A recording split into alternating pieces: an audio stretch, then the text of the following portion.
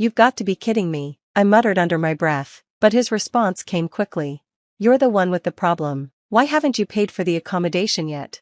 I stared at him, disbelief edging my frustration. Because you're the one who left me, just bring the money here. I'm not going to, he snapped back. I'm the one who was left behind. I never even wanted to go on this trip in the first place.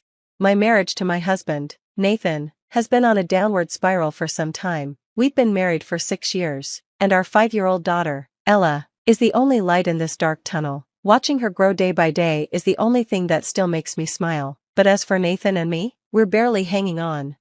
I gave up my job when Ella was just a year old, thinking I'd focus on our home and family. Nathan said if I wasn't working, I'd need to handle everything around the house, so I took care of all the housework, all the parenting, alone. When Ella was a newborn, the sleep deprivation was overwhelming. I begged Nathan for help, but his response was cold and dismissive. I can divorce you anytime if you have a problem with it. And just to drive his point home, he pulled out the divorce papers, already signed, folded neatly, and placed them in the drawer right in front of me. Every time something went wrong, those papers came out, a constant reminder that he had no problem walking away, and neither did his mother. Speaking of her, the doorbell rang, and without waiting for an invitation, my mother-in-law barged in. She opened the fridge without asking and helped herself to Ella's yogurt, not sparing a second thought for the fact that we were out of the house at that moment. I had gotten used to her unannounced visits, but today was different. I've got good news for you, she announced, not even looking up from the yogurt. I raised an eyebrow. Good news? Yes, you should look happier that I'm telling you this. Really, you're not being very nice. My son is right about you. I forced a smile, trying not to let the irritation show. What's the news? We're going on a trip, she declared, as if it was the most obvious thing in the world. Where to? I asked, already sensing the catch. That's for you to decide, since you're unemployed, she replied, her tone dismissive. I blinked in confusion. What do you mean? Honestly, you're not very sharp, are you? It's such a shame. She then explained her plan. She wanted to go on a trip with Nathan, but of course, she didn't want to pay for it herself. So, her brilliant solution was to invite me and Ella, expecting me to cover the costs. I took a deep breath, trying to hold back the growing anger. No matter how much I tried, it seemed like they were all working together to make my life harder. Who would want to go on a trip like that? Not me. Besides, we can't even afford it. Let's make it a grand trip, my mother-in-law suggested, her eyes sparkling with excitement. No, I never said I was going, I replied flatly. Let me think about it, I added quickly, ending the conversation without giving her any satisfaction. I wasn't making any promises. When Nathan came home that evening, he was in a foul mood. I could tell instantly that my mother-in-law had already filled him in on our conversation. I heard you disobeyed my mother today, he said, his voice sharp with anger. I was just being honest, I shot back. Really? Are you saying we can't take her on vacation? His tone was incredulous, as if the very idea was beyond me. Yes, that's exactly what I'm saying. We don't have the money for it. My mother-in-law had called it a surprise, but it was clear she had already spilled the details to Nathan. What's so surprising about this? I asked, frustration bubbling up. If we're struggling financially, it's because of how you've been handling things. Nathan glared at me, his face hardening. If we're not managing our finances properly, it's your fault. I raised an eyebrow, unable to hide my disbelief. How can I manage what we don't have? Are you saying I don't make enough money? His voice had a dangerous edge. Well, it's not much, I muttered under my breath, but he heard it. You've got to be kidding me. He slammed his fist on the table, making me flinch. Look, he snapped, his anger escalating. I'm going on this trip, no matter what. You're the one who has to plan everything. That's an order, and if you can't do it, we're getting a divorce. The words hit me harder than I expected. Divorce? Maybe that wouldn't be such a terrible option, but then I thought about Ella, our daughter, and the way she'd be affected. That was the only thing holding me back. Reluctantly, I started searching for hotels. Even though my heart wasn't in it, I still wasn't sure about going, but the pressure was mounting, and of course, once my mother-in-law heard I was looking, she became even pickier than before, making demands that seemed impossible to meet. It was clear, nothing was ever going to be enough for them. The room had an open-air bathtub, a luxurious touch that only made me feel more alienated. My mother-in-law's demands were crystal clear. She wanted the most extravagant meal the hotel could offer, and everything else to match. I couldn't help but wonder how much all this would cost, but I knew better than to question her. If I didn't meet her expectations, the storm of sarcasm and criticism would be unbearable. So, I swallowed my pride and decided to act without shame. With that, I managed to fulfill all of her requests. When she found out everything had been arranged just as she wanted, her tension was palpable. She muttered something I couldn't quite make sense of. It's because I suggested everything to her. Honestly, it was thanks to my mom that you even got this accommodation. Meanwhile, my husband had already started his usual lecture over dinner, as if it was some kind of ritual, but after enduring this for years, I had grown numb. I simply let him speak, my mind drifting elsewhere. The only silver lining was that he didn't unleash his usual sarcastic tirade in front of our daughter, Nina. He wasn't comfortable showing that side of himself to her, a small mercy in the chaos. The day of the trip, I sat in the driver's seat, gripping the wheel. I had rented the car, and of course, I was the one driving. Nathan sat next to me, acting like a king in the passenger seat. My mother-in-law was in the back, completely ignoring Nina and muttering about souvenirs for herself. I had been driving all morning, with neither of them offering to help. The moment we reached a service area, I finally allowed myself a break, but only because Nina needed to use the restroom. I rushed her to the bathroom, hoping to get back quickly, but when I returned to the parking lot, the car was gone. Panic surged through me. I circled the lot, heart racing, but the car was nowhere in sight. Desperate, I called Nathan, but there was no answer. I tried my mother-in-law instead. "You came back too late," she said, laughing as if this were some kind of joke. "We left you." I felt my stomach drop. I was only gone for a few minutes. What's going on? Before I could say more, Nathan's voice cut through. "It's your fault this happened. You don't obey me. You shouldn't even be on this trip." "Was that your plan all along?" I asked, a bitter edge to my voice. "And if it was?" he replied coldly. I was nearly shaking. "I'm fine, but what about Nina? She's just like you, acting all high and mighty lately. She even talked back to Mom when she was complaining about you. She needs to be disciplined, too." "But she was excited for this trip," I protested, my voice breaking. Nathan's response was chilling. "I'll reconsider once you both apologize. Understand that, and you can go home now." And with that, he hung up. I stood there in disbelief, my hand still gripping the phone, as the weight of his words sank in. This trip, which was supposed to be a getaway, had turned into a nightmare. What now? The drive back from the service area felt endless. "Mom, are you okay? Did Dad and Grandma really leave us?" Nina asked, her voice laced with concern. "I guess so," I muttered, trying to hold it together. "They're so mean, aren't they?" she added, her little face scrunched in confusion. "Yeah, I think so too," I agreed, my heart sinking. "Are we going home?" she asked, her eyes wide with uncertainty. "Yes, we are, but I know you were looking forward to this trip." "Only because it's with you, Mom. If you're going home, I'm going too." Her innocent smile, so full of love and trust, was the only thing keeping me grounded. I hugged her tightly, grateful for her sweetness amidst all the chaos. I called Lisa, a friend who lived nearby, and told her everything. Without hesitation, she offered to pick us up and bring us home. Back home. Lisa settled Nina into bed and made sure she was asleep before turning to me. "What are you going to do now?" she asked, concern in her eyes. "I think I'm getting a divorce," I said, my voice steady but filled with finality. "That's good. You've put up with it for too long," Lisa replied, her tone firm but supportive. "Yeah, I definitely don't want a husband who treats me, and especially Nina, like this anymore." I pulled the divorce papers from a drawer, the ones Nathan had proudly shown me all those years ago, the ones that had been tucked away for far too long. I signed them without hesitation and handed them to Lisa to witness. Ironically, my mother-in-law's name was already written in the other witness box. Thanks to that, I was able to file them right away. 3 days later, after dropping Nina off at kindergarten, my phone rang, and I almost didn't want to answer, but I did. "You've got to be kidding me. You're the one with the problem." Nathan's voice was sharp, full of anger. "Why haven't you paid for the accommodation?" "Because you're the one who left me. You should have paid in advance," I replied, my tone cold.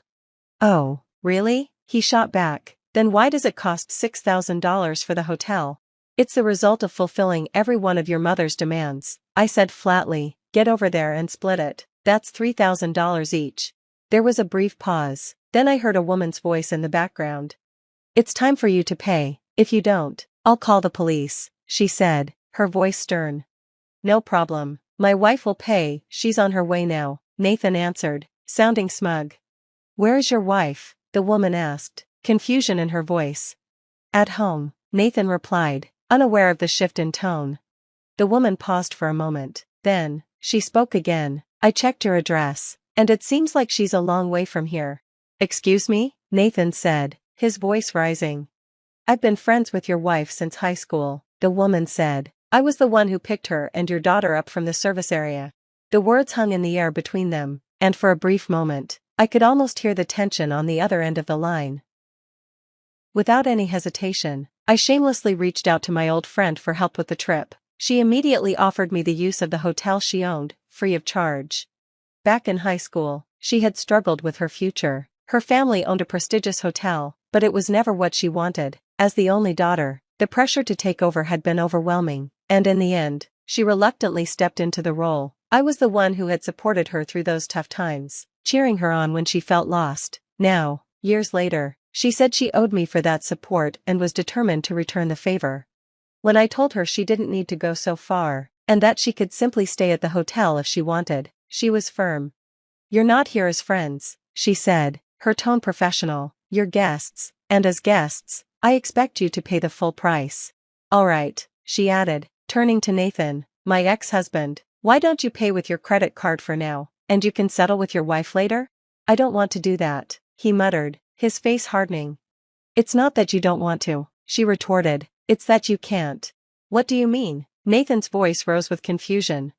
"Your son's salary is $1,200 a month, and your credit card limit is $3,000 at most," Lisa replied with a pointed look.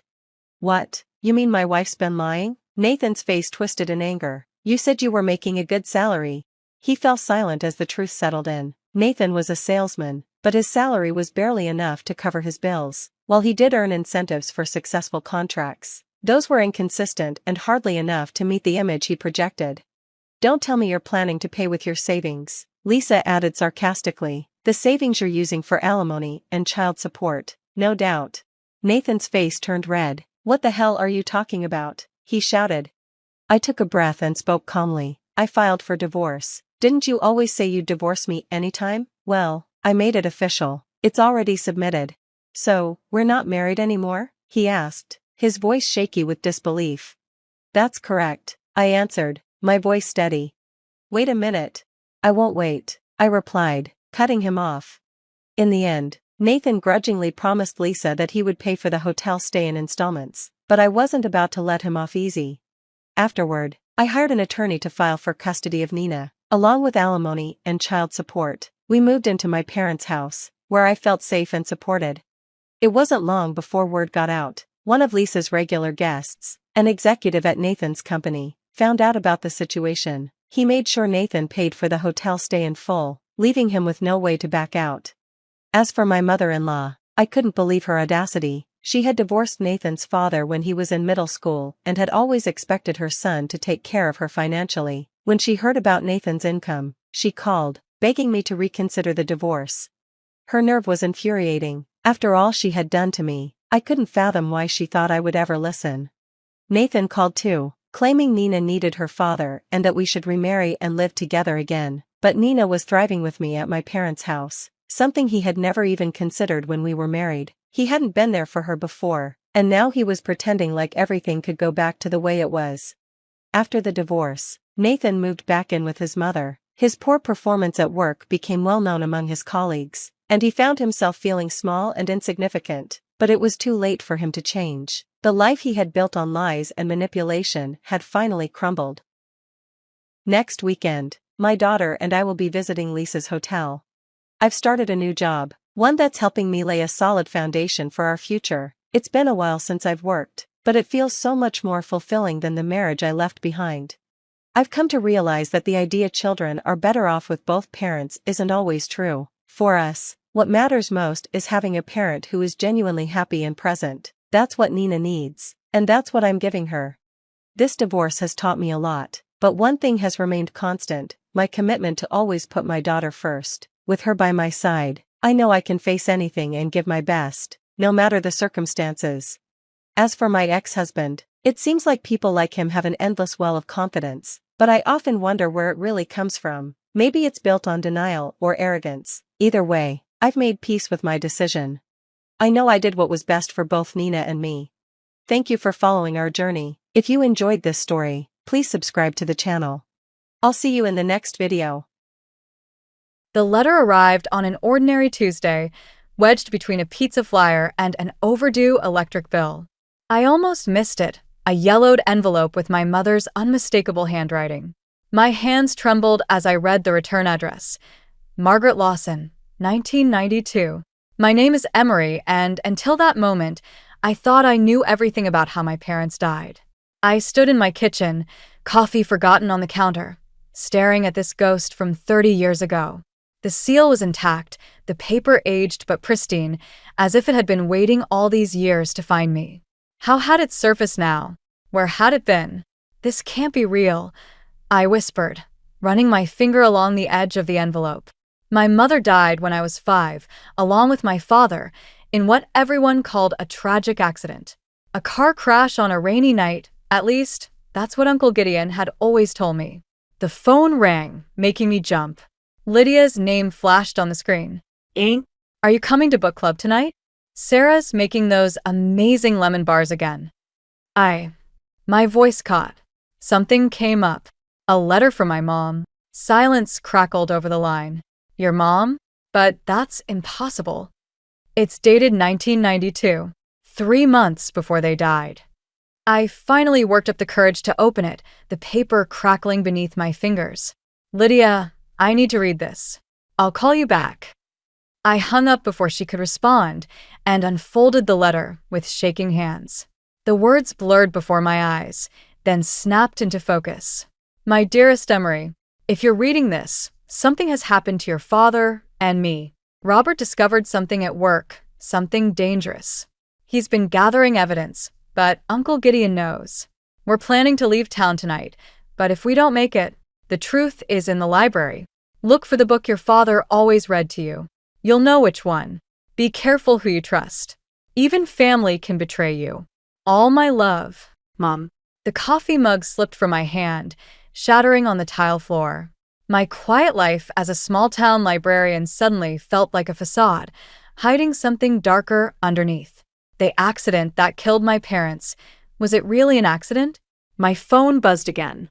This time it was Uncle Gideon. Emery, I just heard the most curious thing from Jasper. Something's about a letter. My blood ran cold. I hadn't told anyone except Lydia, and that was barely 5 minutes ago. How did Jasper know? I don't know what you're talking about. I lied, surprising myself with how steady my voice sounded. I'm actually heading to work. Ah, yes, the library. Following in your father's footsteps, aren't you? His laugh felt hollow. Why don't you come by the house this weekend? Cora's been asking about you. I'll think about it, I said, already knowing I would go, not for the invitation but for answers. Wonderful. Oh, and Emery? Be careful with old papers. They have a way of falling apart when handled carelessly. The line went dead before I could respond. I stared at my phone, then at the letter in my hand. The threat in his words was clear as day. My mother's warning echoed in my mind. Be careful who you trust. Even family can betray you. I folded the letter carefully and slipped it into my pocket. The book my father always read to me, The Secret Garden. Of course. He read it so many times I could recite entire passages from memory. Tomorrow, I would start searching the library's archives. But tonight, I needed to make copies of this letter and hide them somewhere safe. Because one thing was crystal clear. Uncle Gideon knew something about my parents' death, and he didn't want me digging into the past. Too bad for him. I've spent my whole life around books, and if there's one thing I know how to do, it's research. Whatever truth my father discovered, whatever secret cost my parents their lives, I'm going to find it. And God help anyone who tries to stop me. Uncle Gideon's estate looked exactly as I remembered, a sprawling Victorian mansion that seemed to judge everyone who approached it. I sat in my car, watching shadows move behind the curtained windows, my mother's letter burning a hole in my jacket pocket. The front door opened before I could knock. Aunt Cora stood there, perfectly coiffed as always, but something about her smile seemed strained. "Emery, darling, what a lovely surprise." She pulled me into a hug that lasted a beat too long.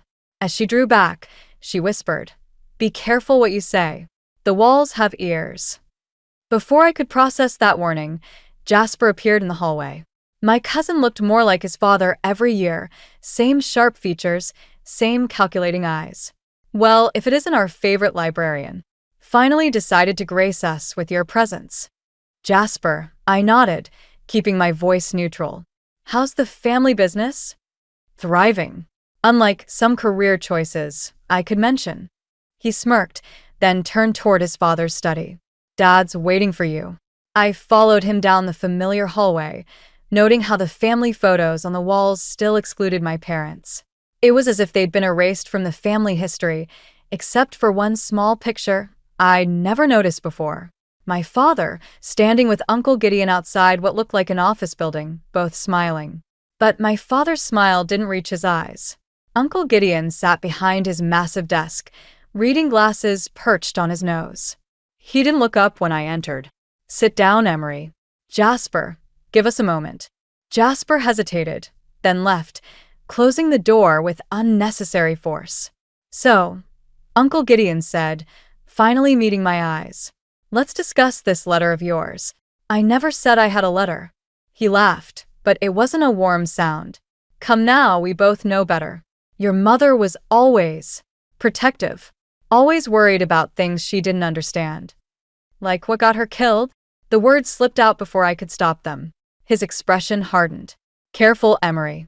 Some questions are better left unasked. Your parents made choices that put them on a dangerous path." I tried to warn them. Warn them about what? He opened a drawer and pulled out a familiar book, The Secret Garden. My breath caught. "Looking for this?" "Jasper found it in the library archives yesterday. Interesting notes your father left in the margins." My hands clenched into fists. "That belongs to me." "Does it?"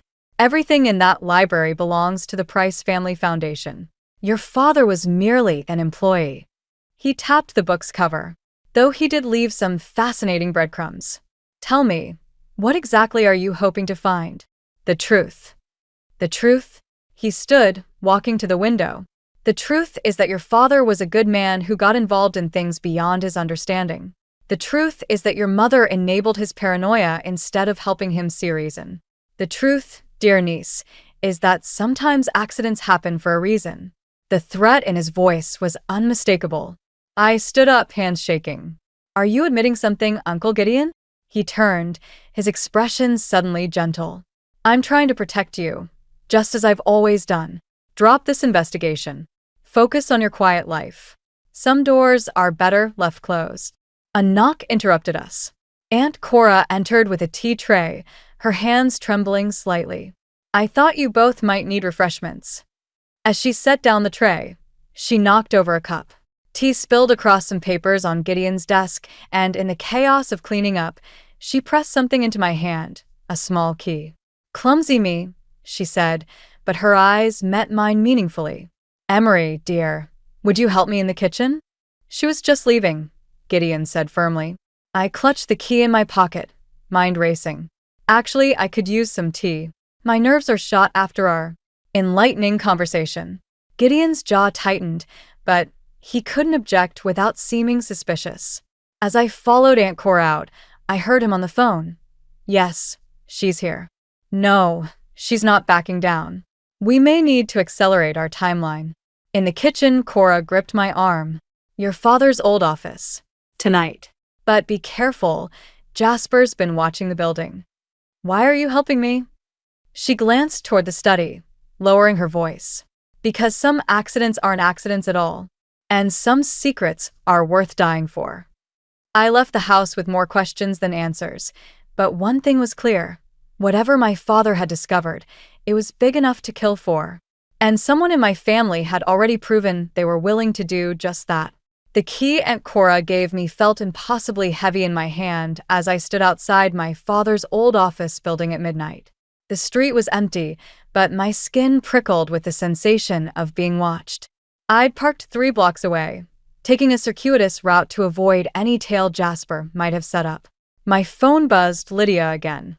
Her 5th call today. I silenced it, remembering her strange behavior at the library earlier. "You need to stop digging," she'd said, grabbing my arm as I was researching old company records. "Some people, they're worried about what you might find." Some people? Or Uncle Gideon? She'd looked away then, her face pale. "Just trust me, Em. Please." But I couldn't stop now. Not after finding my father's notes in the secret garden, fragments about offshore accounts, missing funds, and something called Project Phoenix. The lock clicked open smoothly, despite years of disuse. Inside, dust covered everything except, strangely, the desk. Someone had been here recently. I pulled out my flashlight, sweeping it across the room. Family photos still hung on the walls. Mom and Dad at their wedding, me on my 5th birthday, Uncle Gideon and Dad breaking ground on some new project. But there, behind the desk, something caught my eye. A section of wallpaper that didn't quite match. My hands trembled as I peeled it back, revealing a small wall safe. The key Cora gave me fit perfectly. Inside was a single leather-bound journal, its pages yellow with age. My father's handwriting filled every page, growing increasingly frantic toward the end. Gideon's cooking the books. Million missing. But it's worse than that. The development projects, they're not just real estate deals. Someone's paying to hide something. G says I'm paranoid, but I've seen the shipping manifests. God help me. What have I gotten involved in? The floor creaked behind me. "I was wondering when you'd find it." Lydia's voice made me jump. She stood in the doorway, looking both guilty and determined. "I'm sorry, Em. I really am." "How long have you been working for them?" "Since college. Your uncle. He paid for my mother's cancer treatment. I owed him." She stepped closer. "But I never wanted this. I never wanted anyone to die." My blood ran cold. "What are you talking about? Your parents, it wasn't supposed to happen that way. Gideon just wanted the evidence gone. But Jasper." She swallowed hard. "He took things into his own hands. The journal felt like it was burning through my fingers. Jasper killed my parents? He tampered with their brakes. Said it had to look like an accident." Tears streamed down her face. "I've been carrying this secret for so long. When you started investigating, Gideon ordered me to stop you. But I can't. I can't keep lying." Footsteps echoed in the hallway. Lydia's eyes widened in panic. "He followed me. You need to go." Now. I shoved the journal into my bag, but before I could move, Jasper appeared in the doorway. His face was eerily calm. "Hello, cousin. Finding anything interesting?" "Stay back," I warned, backing toward the window. He laughed, low and dangerous. "You know, I always resented how Uncle Robert treated you like his precious little princess, while treating me like an outsider. Even though I was the one who understood what this family needed. What this family needed was the truth." I spat. "The truth?" He stepped closer. "The truth is that your father was weak. He would have destroyed everything my father built. I did what needed to be done. By killing my parents? By protecting our legacy."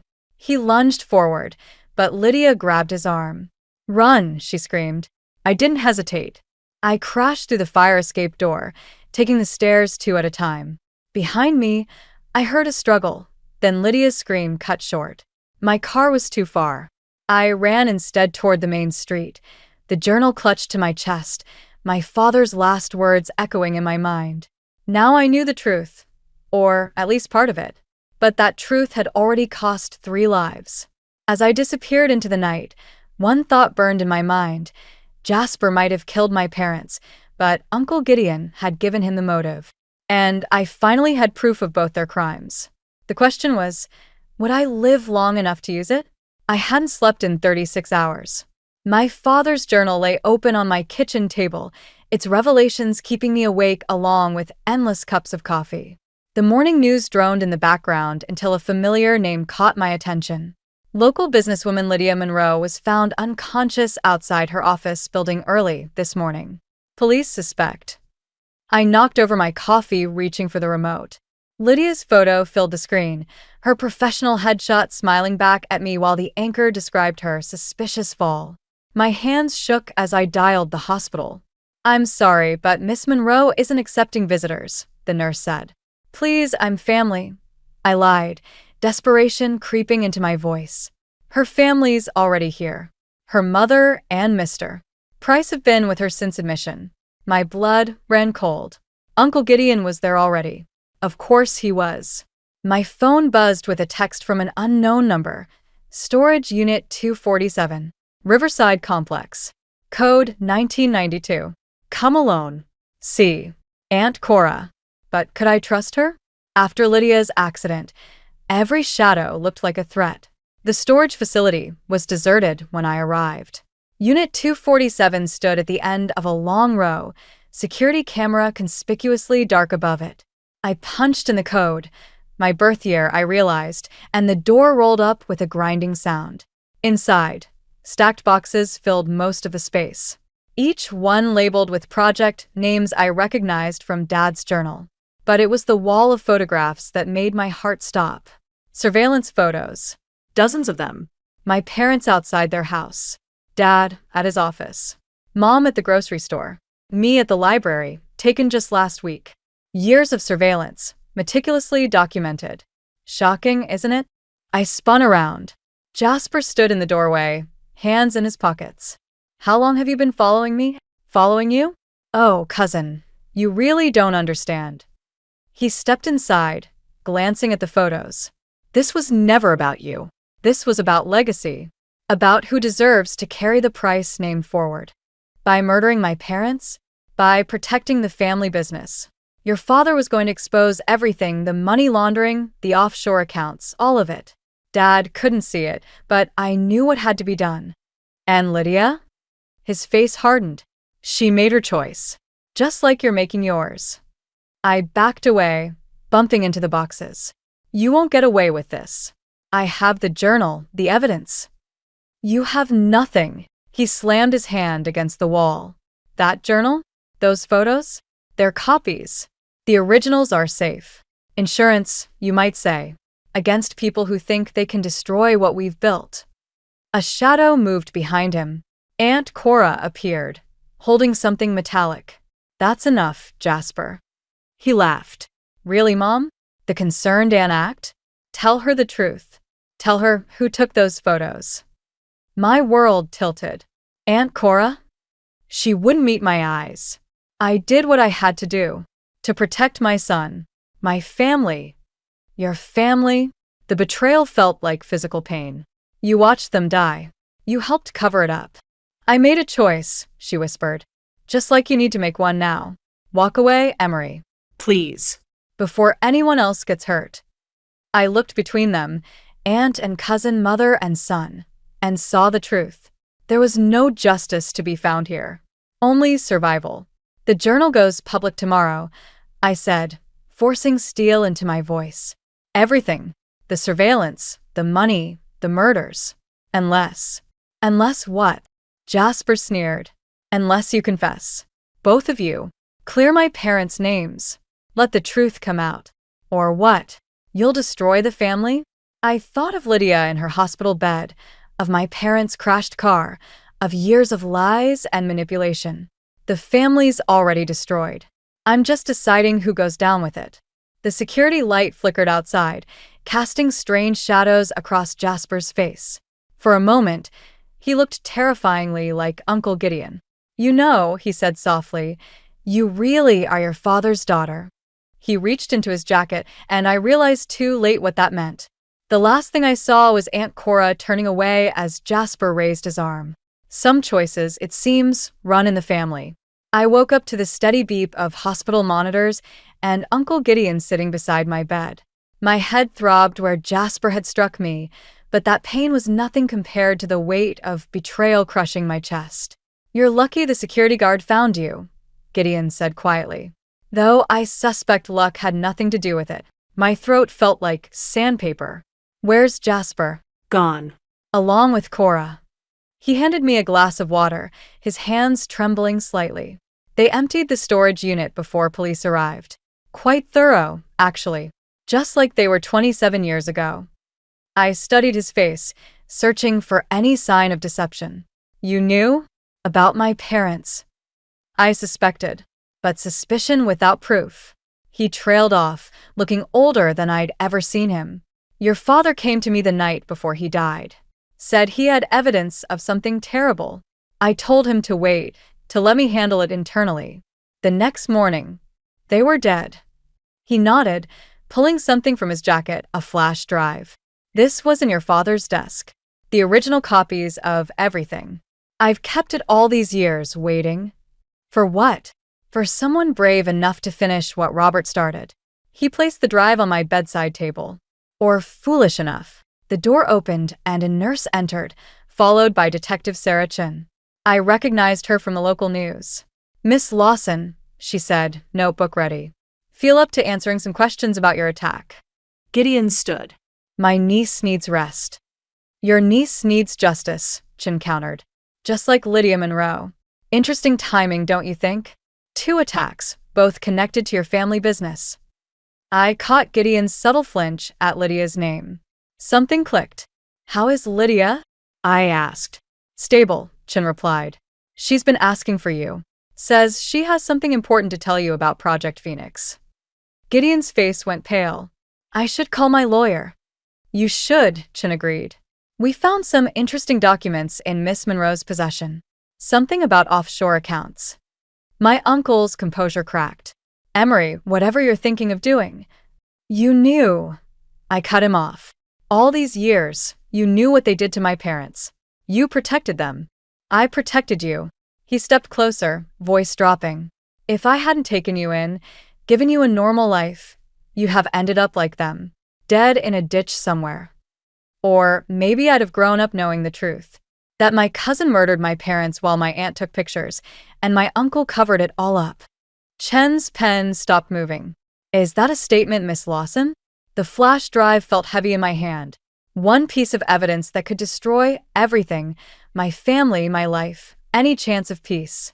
Actually, I said, meeting Gideon's desperate gaze. It's a confession. But not just mine. I turned to Chin. I'd like to make a deal. I have evidence of decades of corporate fraud, murder, and conspiracy. But I want immunity for one person. Who? Lydia Monroe. She tried to warn me, try to stop this. She deserves a chance to make things right. Chin nodded slowly. And your family? I thought of Jasper's sneer, Cora's betrayal, Gideon's lies. Family. What a poisonous word that had become. They made their choices, I said, gripping the flash drive tighter. Now I'm making mine. Gideon moved toward the door, but Chen's partners were already there, blocking his exit. You'll regret this, he warned. Some secrets are meant to stay buried. Like my parents? My voice cracked. No more secrets, Uncle Gideon. No more lies. It's time everyone knew exactly what kind of family the Prices really are. As they led him away, I saw something I'd never seen before. Fear in my uncle's eyes. Not for himself, but for what was coming. Because he knew, just as I did, that this was only the beginning. The truth about Project Phoenix was still out there, waiting to burn everything down. And this time, I'd make sure no one escaped the flames. The police interview room felt colder than my hospital room.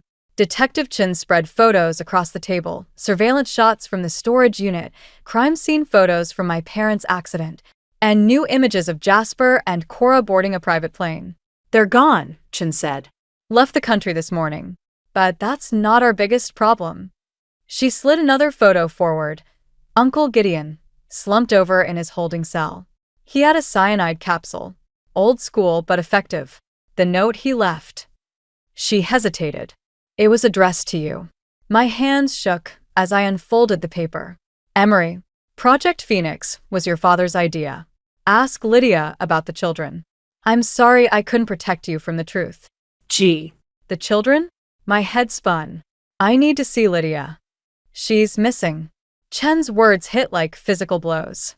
Disappeared from her hospital room an hour ago.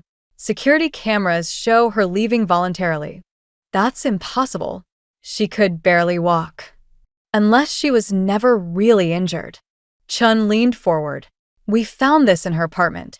She pushed forward a photograph I'd seen before, my parents with Uncle Gideon outside an office building. But now I noticed something in the background, a young Lydia, holding her mother's hand. Her mother didn't have cancer, Chun continued. She worked for your father's research division. Project Phoenix wasn't about money laundering.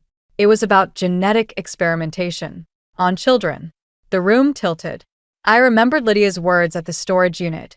Some choices run in the family. My phone buzzed, a text from an unknown number. Library basement. Midnight. Come alone if you want to understand why they had to die. It's a trap, Chin warned. Of course it is. I stood up. But it's also my only chance to end this. I'll send backup. No. Lydia will see them coming. She's been playing us all along. I touched the scar on my head where Jasper had struck me. Besides, I'm done hiding from my family's sins. Chun grabbed my arm. This isn't just about your family anymore. We found records, dozens of children, experiments spanning decades. Your parents weren't trying to expose it. They were trying to perfect it. The truth felt like acid in my veins. Everything I thought I knew about my parents, about myself, crumbled. Then why kill them? Because they wanted to stop. Your mother's letter, the one that started all this? It wasn't a warning. It was a confession. I left the station in a daze, the pieces finally falling into place. Lydia wasn't just my friend. She was one of the children.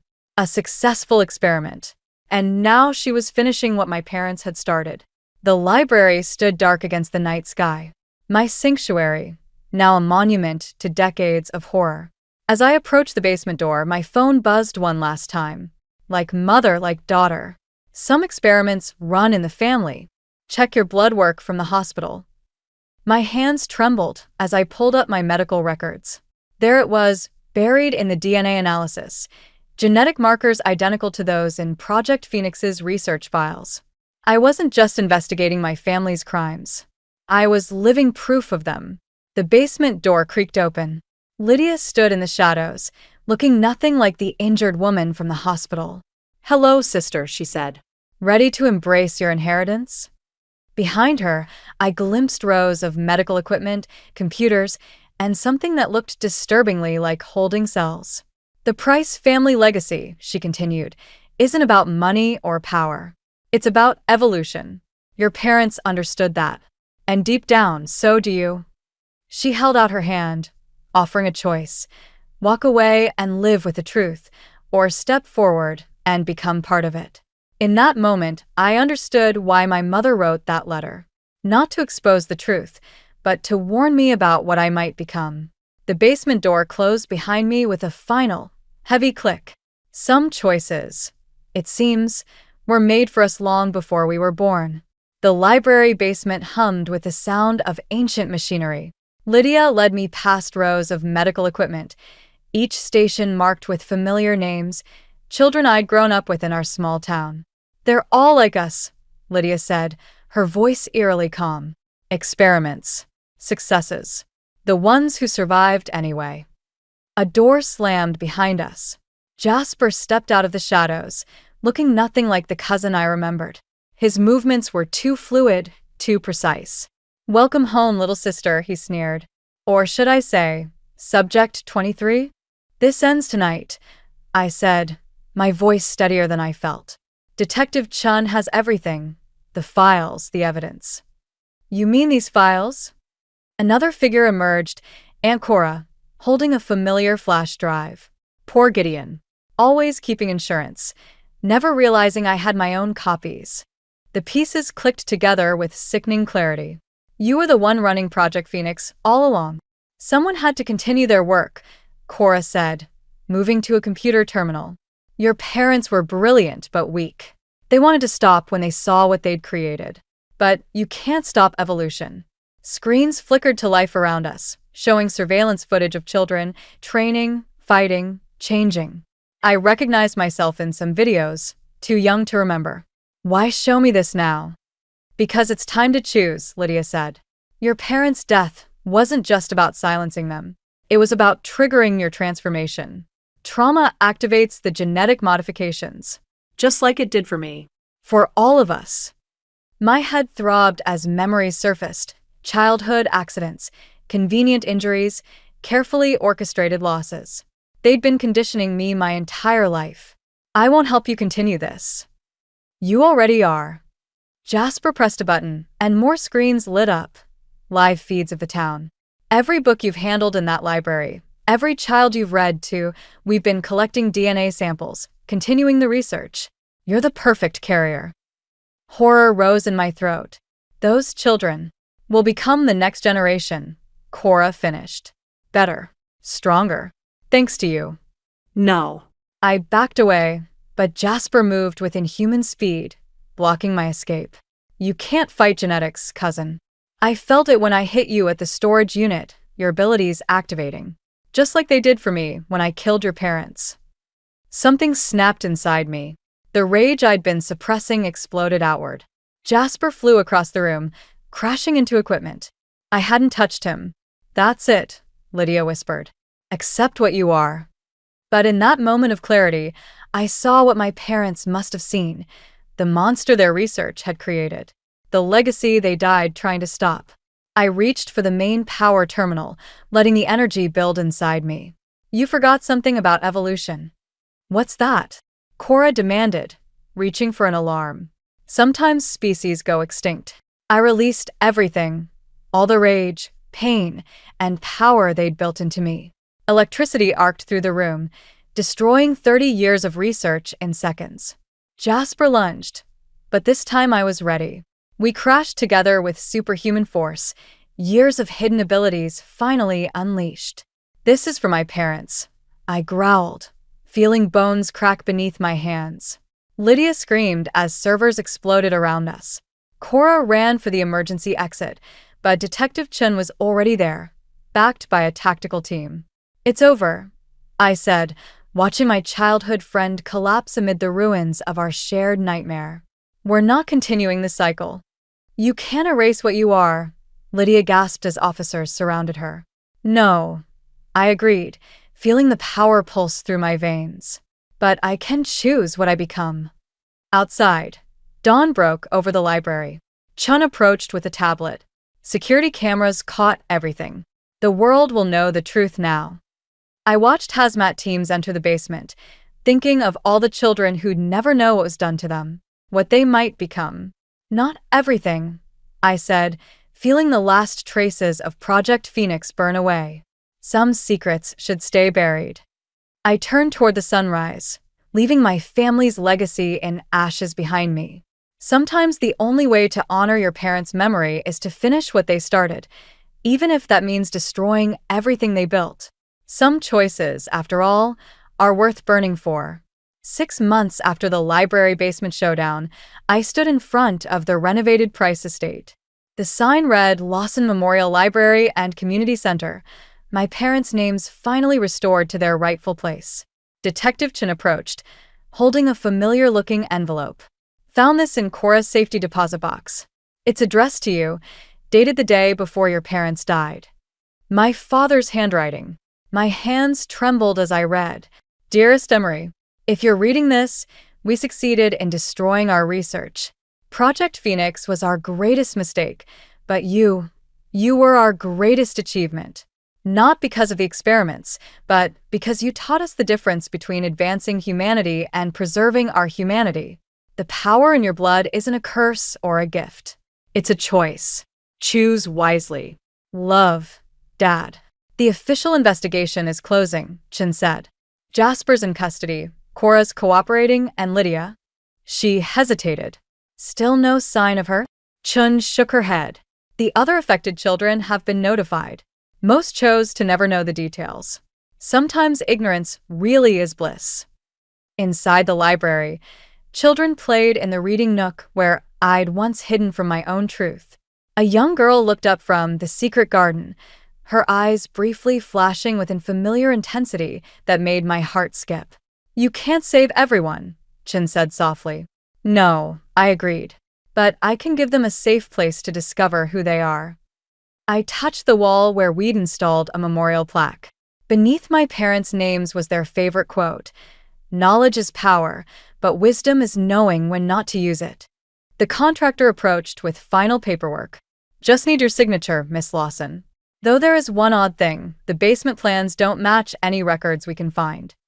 "The basement's been sealed," I said firmly. "Some books shouldn't be opened." That evening, I sat in my father's old office, now my private reading room. A hidden panel in his desk had revealed one final surprise: a journal documenting every child in Project Phoenix, including genetic markers to watch for. I could continue monitoring them, protecting them from what they might become. Or I could let the past stay buried, giving them the normal life my parents wanted for me.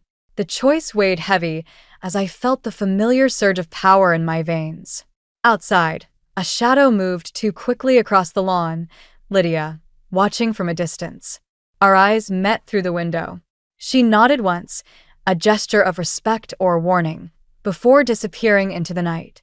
I opened my father's journal one last time, then placed it in the fireplace. As the pages curled and blackened, I thought about choices, the ones our parents make for us, and the ones we make for ourselves. The library would be my legacy now. Not a place of secrets and experiments, but of knowledge freely given and wisdom carefully earned. The children of Project Phoenix would write their own stories here, unbound by the sins of their creators. My phone buzzed with a text from an unknown number. Some phoenixes rise. Others learn to stop burning. Choose wisely, sister. I deleted the message without responding. Tomorrow, children would fill these halls, some carrying secrets in their blood they'd never know about.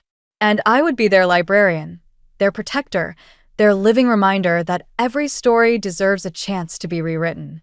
The power thrummed beneath my skin, not demanding to be used, but waiting to be understood. Like the books surrounding me, it was neither good nor evil, just a tool, waiting for its reader to decide its purpose. I locked up for the night, leaving the past sealed in the basement below and the future wide open above. Sometimes the truest revenge isn't in destroying your enemies, but in building something beautiful from the ashes they left behind. And sometimes, the most powerful choice is knowing which stories to leave untold.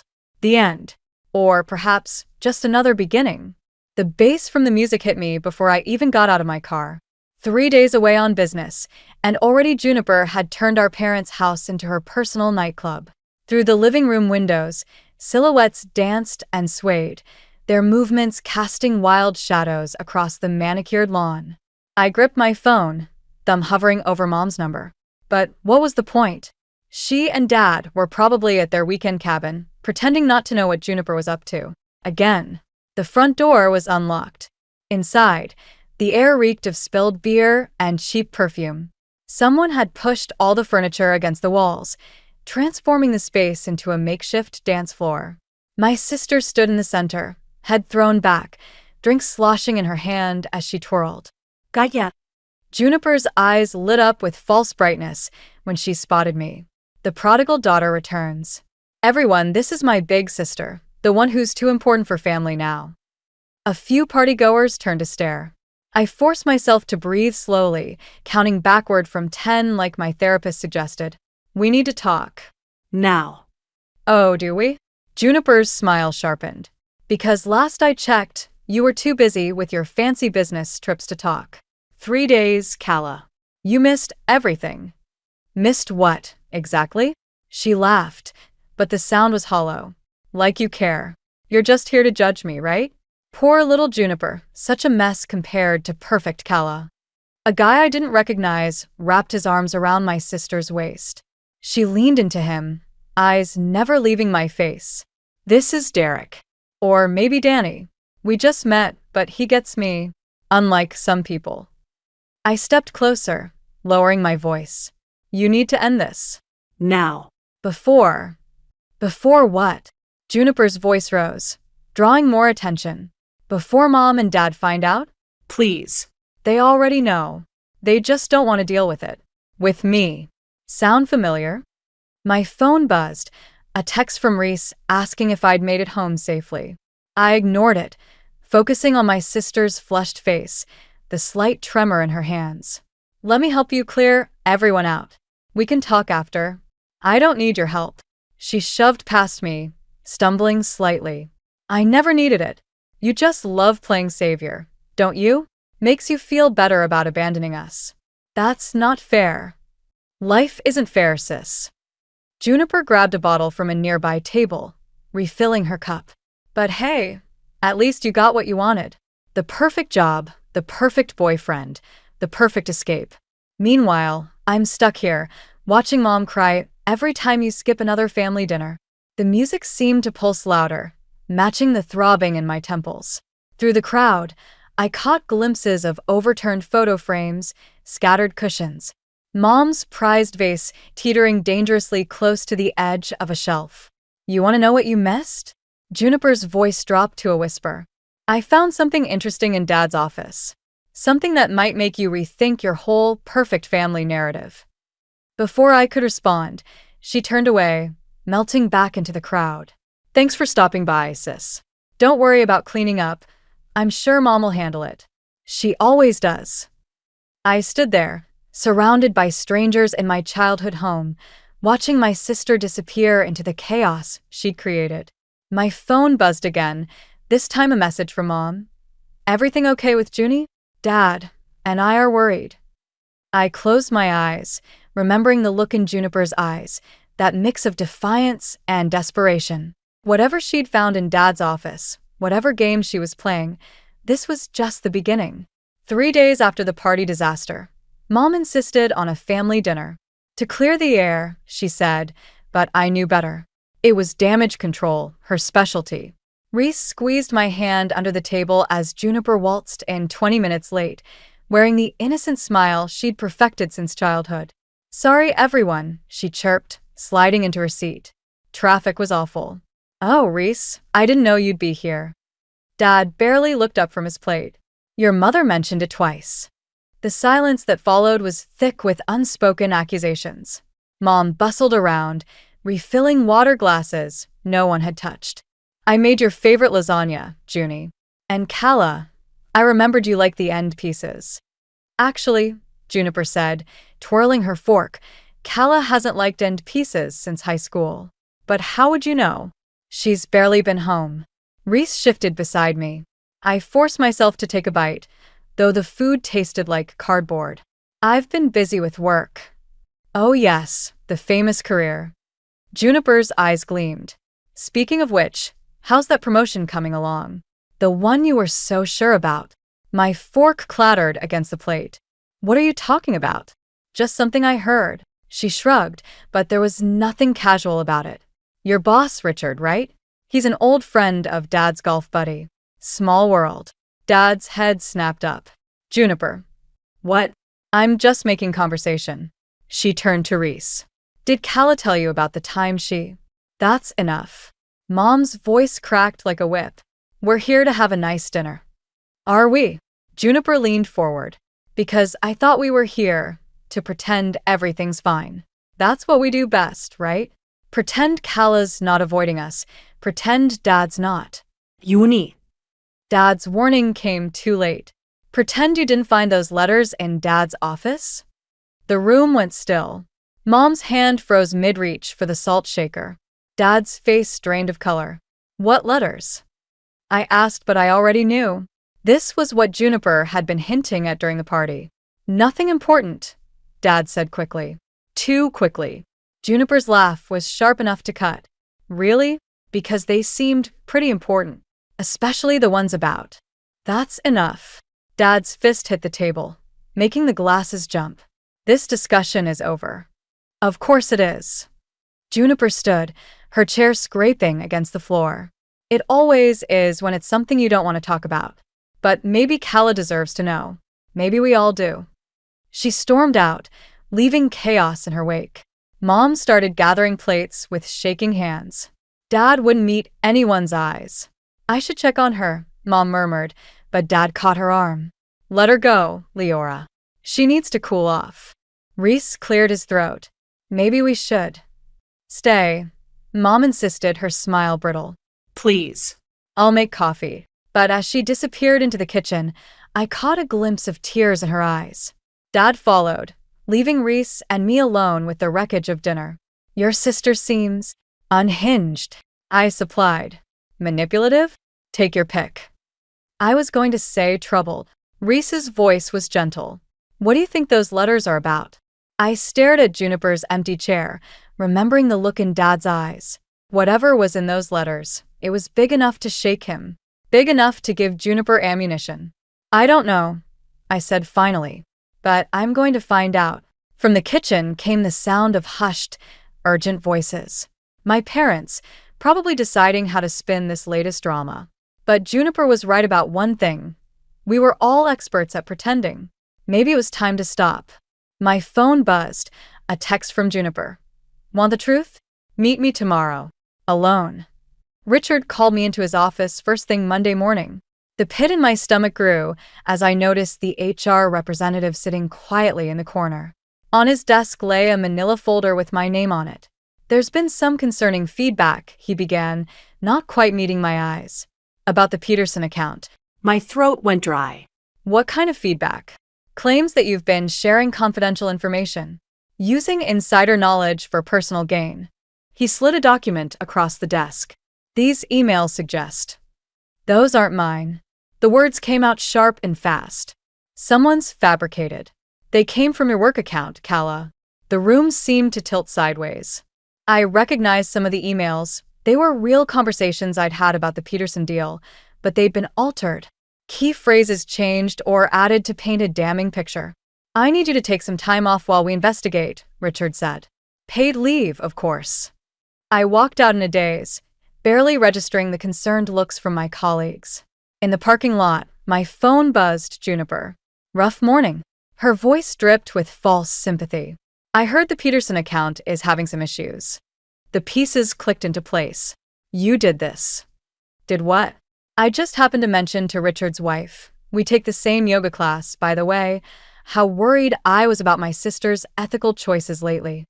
My hands shook as I gripped the steering wheel. Why? Because you need to understand what it feels like. Her voice hardened. To have everything you've worked for threatened. To feel powerless. This is about Dad's letters, isn't it? A pause. Maybe if you'd been around more, you'd know what's really going on in this family. But you were too busy climbing the corporate ladder, weren't you? Uni. Oh, and you might want to check your email. I sent something interesting to your entire department. Just a few old family photos. Nothing too embarrassing. She laughed softly. Well, maybe a little embarrassing. I pulled into a coffee shop parking lot, hands trembling as I opened my work email. There they were, photos from my rebellious teenage years, carefully selected to make me look unstable, reckless. The kind of person who might leak confidential information for profit. My phone buzzed again, a text from Mom. Junie's upset. Says you accused her of something? Please call her. Another message popped up, this one from an unknown number. Saw the photos.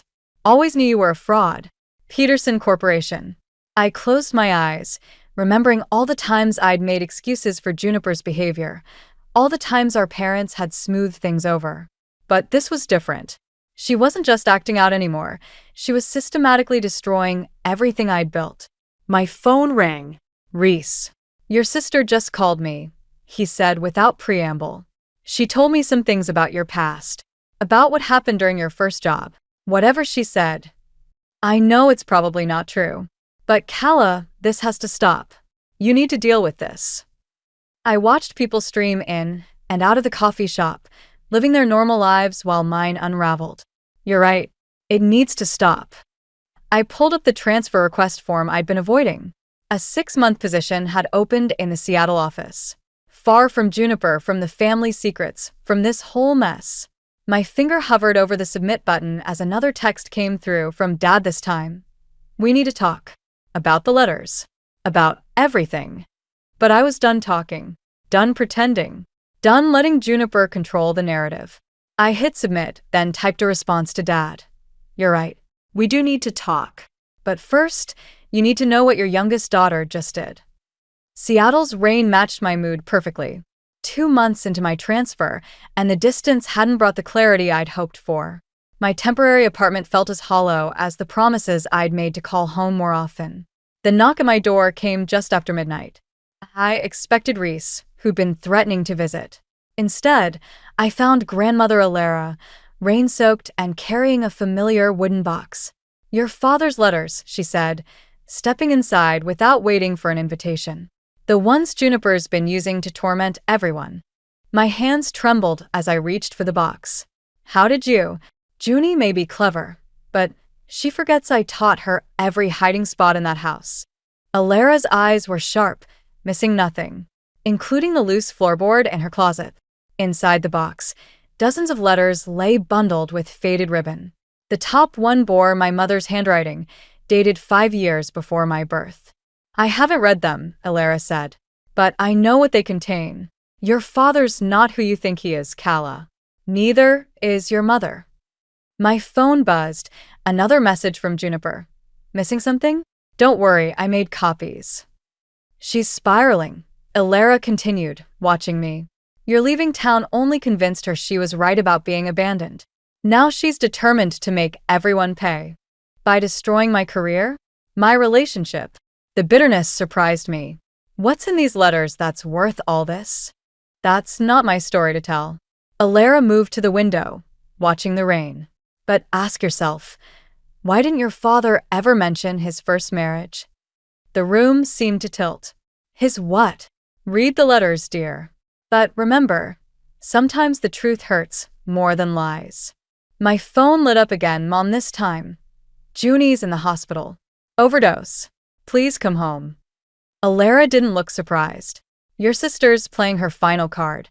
The question is, will you let her win?" I sank onto the couch, the box heavy in my lap. "Win what? She's already taken everything." "Has she?" Alara's voice sharpened. "You have a choice here, Kala. You can stay hidden in Seattle, letting her control the narrative. Or you can go home and face the truth, all of it. The truth about Dad's first marriage? About whatever else is in these letters. The truth about why Juniper really hates you." Alara moved toward the door. "It's not about the letters, dear. It's about what happened the night your father's first wife died. The night your mother was there." My phone buzzed one final time, a text from Dad.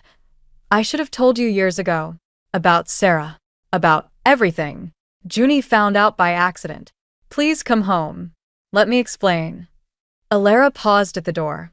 "Whatever you decide, remember, revenge is a poison that kills slowly. Your sister's already drinking it. The question is, will you join her?" After she left, I sat in the dark, the box of letters like a bomb in my lap. Outside, Seattle's rain kept falling, washing away everything except the choice before me. I could stay here, safe in my self-imposed exile. Or I could go home and face whatever ugly truth lay in these letters, about Dad's first wife, Sarah, about Mom's involvement, about why Juniper chose now to detonate our family's carefully constructed lies. My fingers traced the edge of the first letter. "Sometimes the truth hurts more than lies," Alara had said. But lies had already cost me my career, my peace of mind, and nearly my sister's life. I opened the letter and began to read. The hospital corridor stretched endlessly before me as I followed the nurse to Juniper's room. Mom's mascara-stained face appeared first, then Dad's rigid posture by the window. Between them, Juniper lay pale against white sheets, and 4 dripping steadily beside her. "You actually came." Her voice was raspy, but the familiar edge remained. "Did Grandmother's delivery service convince you?" Mom's head snapped up. "What delivery?" "Nothing," I said quickly, but Juniper's laugh cut through the room. "Oh, did Dad not tell you about the letters, Mom? About Sarah?" The monitor's steady beeping filled the silence. Dad's knuckles whitened against the windowsill. "Silas." Mom's voice trembled. "What letters?" "The ones that explain everything," Juniper said. "About the accident. About why Dad married you so quickly afterward. About." "That's enough." Dad turned, his face ashen. "This isn't the time or place." "When is the time?" I stepped forward, Sarah's letters burning in my bag. "When Juniper succeeds next time. When she's destroyed everything I've built. Juniper's laugh turned bitter. You mean the life you got because of what they did? The opportunities one never had because I wasn't. Junie, please. Mom reached for her hand, but Juniper pulled away. Tell her dad. Tell Kala why you always favored her. Why you pushed her to succeed while I was just the backup plan. You don't know what you're talking about. Dad moved toward the door, but I blocked his path. Then explain it. All of it. Starting with Sarah. The monitor's beeping accelerated. Mom sank into a chair, her face buried in her hands. Your father and I, she began, but Dad cut her off. Leora, don't. They deserve to know. Mom looked up, tears streaming. About that night. About why we. A nurse appeared in the doorway. MS. Andrews needs rest. Family can return during visiting hours tomorrow. Perfect timing, Juniper muttered. Just like that night, right, Mom? Outside, the summer evening felt thick with unspoken words. Dad headed for his car without looking back, but Mom caught my arm. The letters, she whispered. How much do you know? Enough to understand why Juniper hates me, why she's trying to destroy my life. She doesn't hate you. Mom's grip tightened. She hates what we did, what our choices cost her. And what exactly was that? Ask your father about the inheritance. About why Sarah's family sued after the accident. About why you got everything while Juniper. Leora. Dad's voice carried across the parking lot. Not here. Mom released my arm, her eyes pleading. Come to the house tomorrow. We'll explain everything. But as they drove away, my phone lit up with a text from Juniper. They'll lie. They always do. Want the real story? Meet me at Sarah's grave. Midnight. I stood in the gathering darkness, weighing my options. The letters in my bag held one version of the truth. My parents promised another. And somewhere between them lay Juniper's twisted perspective, sharp enough to draw blood. Another text arrived, this one from Reese. Your grandmother called. Said to remind you that some truths are better left buried. What's going on, Kala? I stared at the hospital's illuminated windows, thinking of Juniper lying there, simultaneously victim and villain in our family's tragedy. The truth about Sarah, about the inheritance, about that night, it all led to this moment. My fingers hovered over the phone's keyboard as I made my choice. Sometimes I realized you have to break everything to fix it properly. Meet me at midnight. I texted back to Juniper. It's time we both learned the truth. Sarah's headstone gleamed in the moonlight, the dates mocking me. She died exactly 1 month before my birth. Juniper sat cross-legged before it, still wearing her hospital gown beneath a borrowed jacket. You shouldn't have left the hospital, I said. And you shouldn't have gotten everything that was meant for her daughter. Juniper's voice was hollow. But here we are. The pieces clicked together with sickening clarity. Sarah was pregnant. 8 months. Juniper traced the dates on the headstone. Dad was going to leave Mom for her. But then there was the accident. She pulled a crumpled photo from her pocket. Mom was there that night. Ask her about the brake lines. My legs gave out, and I sank to the damp grass. That's not possible. The inheritance was supposed to go to Sarah's baby. Instead, it went to you, Dad's firstborn with his new wife. Convenient timing, don't you think? Stop it. Why?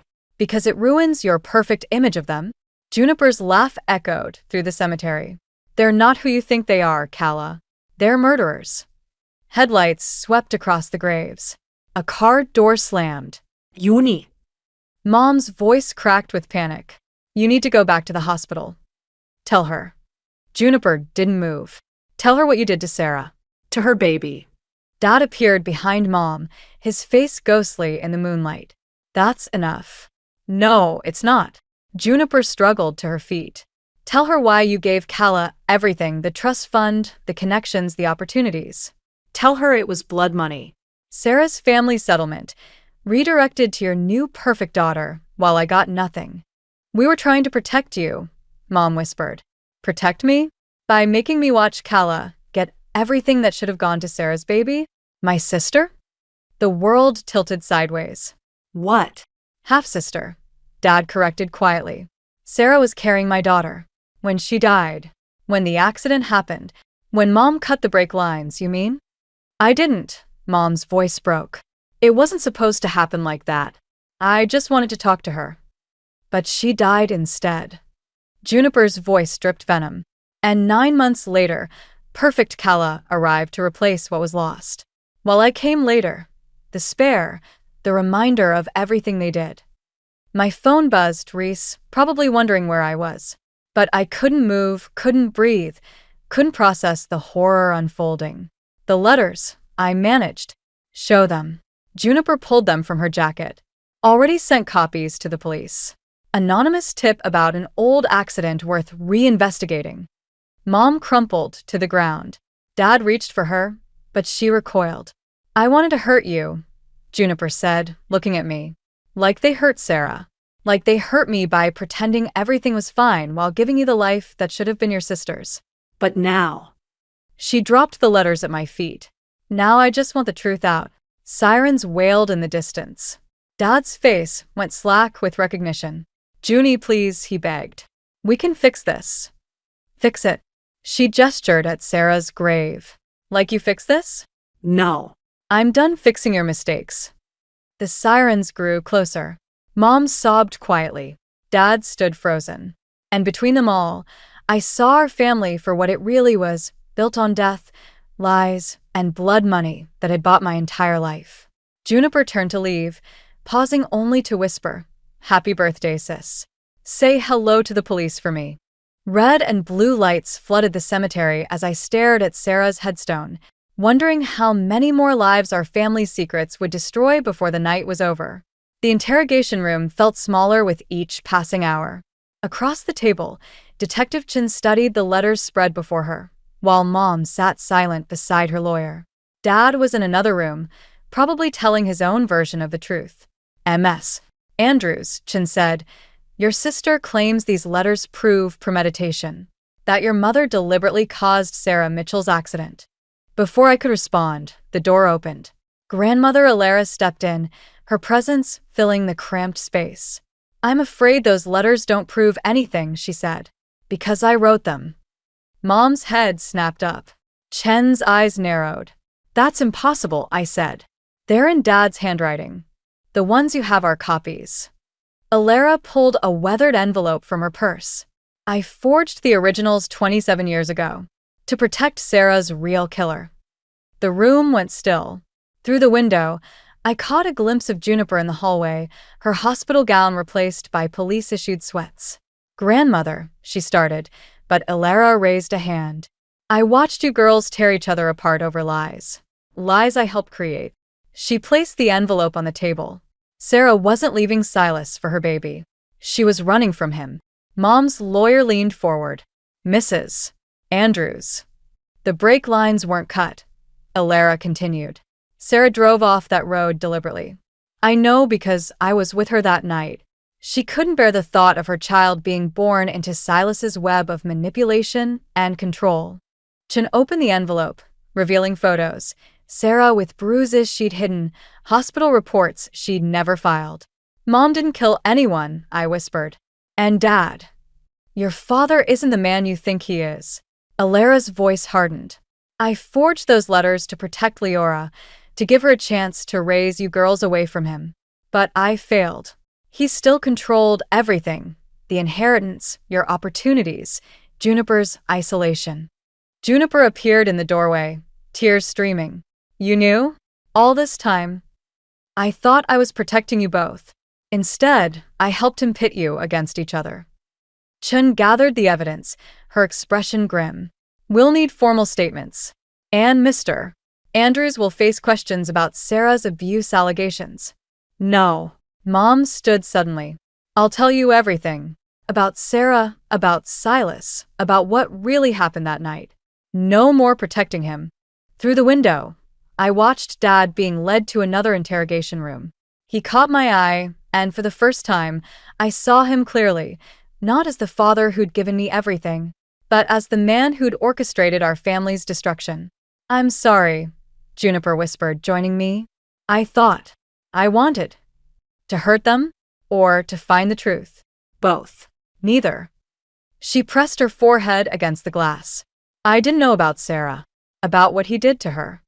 Alara approached us, her shoulders heavy with decades of secrets. Your father's greatest weapon was turning you against each other. Don't let him win now. In the hallway, Mom emerged from the interrogation room, looking both broken and stronger than I'd ever seen her. She'd stopped protecting Dad's lies, chosen truth over false peace. What happens now? Juniper asked. I thought about Sarah, about the sister we never knew, about the weight of inherited sins. We stop fighting each other, and we start fighting him. Chun appeared with more forms, more questions, more unraveling threads of our family's tapestry of lies. But as I sat down to give my statement, I felt something shift between Juniper and me, not forgiveness, not yet, but understanding. Sometimes revenge doesn't look like what you expect. Sometimes it looks like truth, finally breaking free. 6 months after Dad's arrest, I stood in Sarah's family cemetery, watching Juniper place fresh flowers on her half-sister's grave. The autumn wind carried the scent of rain and change. They're dedicating the women's shelter next week, Juniper said, adjusting the flowers. Mom thinks we should both speak at the opening. The shelter had been Mom's idea, funded by the inheritance I'd returned to Sarah's family.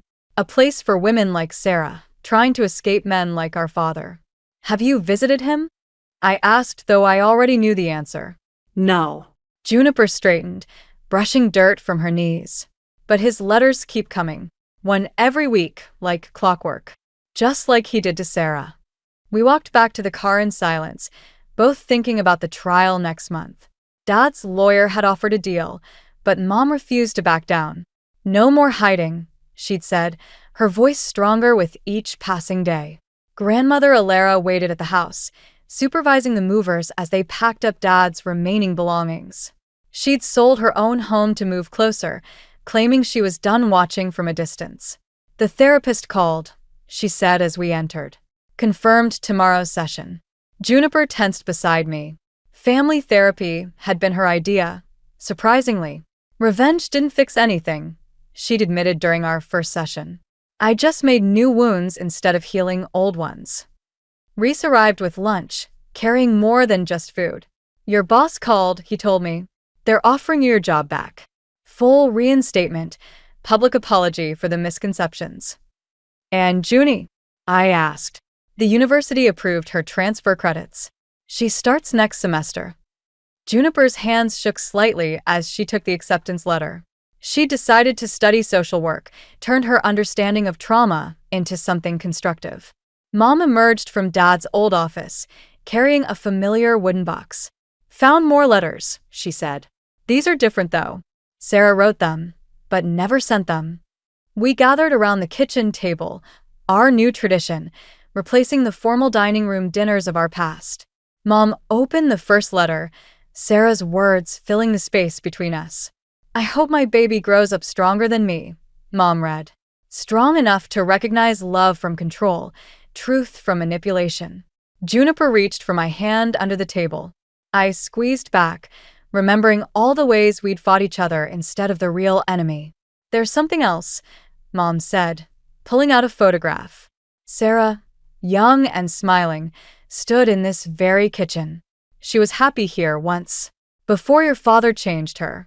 Changed all of us. We changed ourselves back, Grandmother said firmly. The doorbell rang, Detective Chun making her weekly check-in, ensuring Dad hadn't violated the restraining order. Some habits of fear were harder to break than others.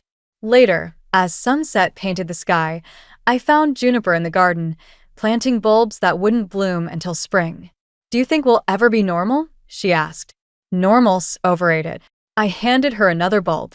I'll settle for honest. She nodded, understanding what I meant. We were building something new from the ashes of our father's lies. Not perfect, not unmarked by the past, but real. My phone buzzed. Another letter from Dad, probably full of explanations and justifications. I deleted it unread. Some voices didn't deserve to be heard anymore. Ready for tomorrow? I asked Juniper. She looked at the freshly turned earth, the promise of future flowers buried beneath. Ready to try. Above us, storm clouds gathered and broke, rain washing away the last traces of summer. We stayed in the garden, letting it soak us, baptizing us into whatever came next. Not quite healed, not quite whole, but finally free. The letter arrived on a Tuesday, the kind of dreary autumn morning where everything feels like a bad omen. I'd just finished my morning rounds at the hospital when I saw it sitting in my locker, the handwriting so familiar it made my stomach clench. My name is Alara, and I hadn't heard from my mother in 15 years. Not since the day she chose her new husband over me.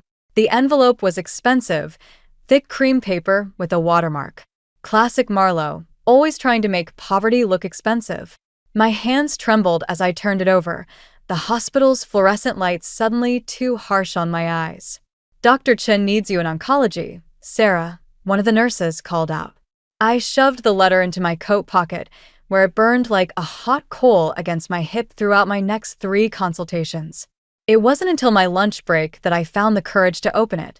Sitting in my favorite quiet spot, the empty conference room overlooking the hospital gardens, I finally broke the seal. "Dearest Alara," it began, and I almost laughed at the audacity. "Dearest? After all these years? There are things you need to know about your grandmother's inheritance. Things Griffin and I have discovered that change everything. Please meet me at the Riverside Cafe this Saturday at 2 p.m. Come alone." The paper crumpled in my fist before I realized I was crushing it. My grandmother Odessa had died 6 months ago, leaving me her house and a modest savings account. It wasn't much, but it was everything to me. The only piece of real family I had left. My phone buzzed. A text from an unknown number. "Did you get my letter? Please say you'll come. Mom. Dr. Morrison?" A knock at the door made me jump. Dr. Rivera, my mentor, poked his head in. "Everything okay? You look like you've seen a ghost." I forced a smile. "Just some family drama." He nodded knowingly. "Those are always the worst cases. Speaking of cases, your patient in 304 is asking for you. The test results are in." Work. Yes. Work was safe. Work made sense. I stood up, smoothing my coat, but my mind was already racing ahead to Saturday. What could Marlowe possibly want after all this time? And why bring up Grandma Odessa's inheritance now? The last time I'd seen my mother, I was 15.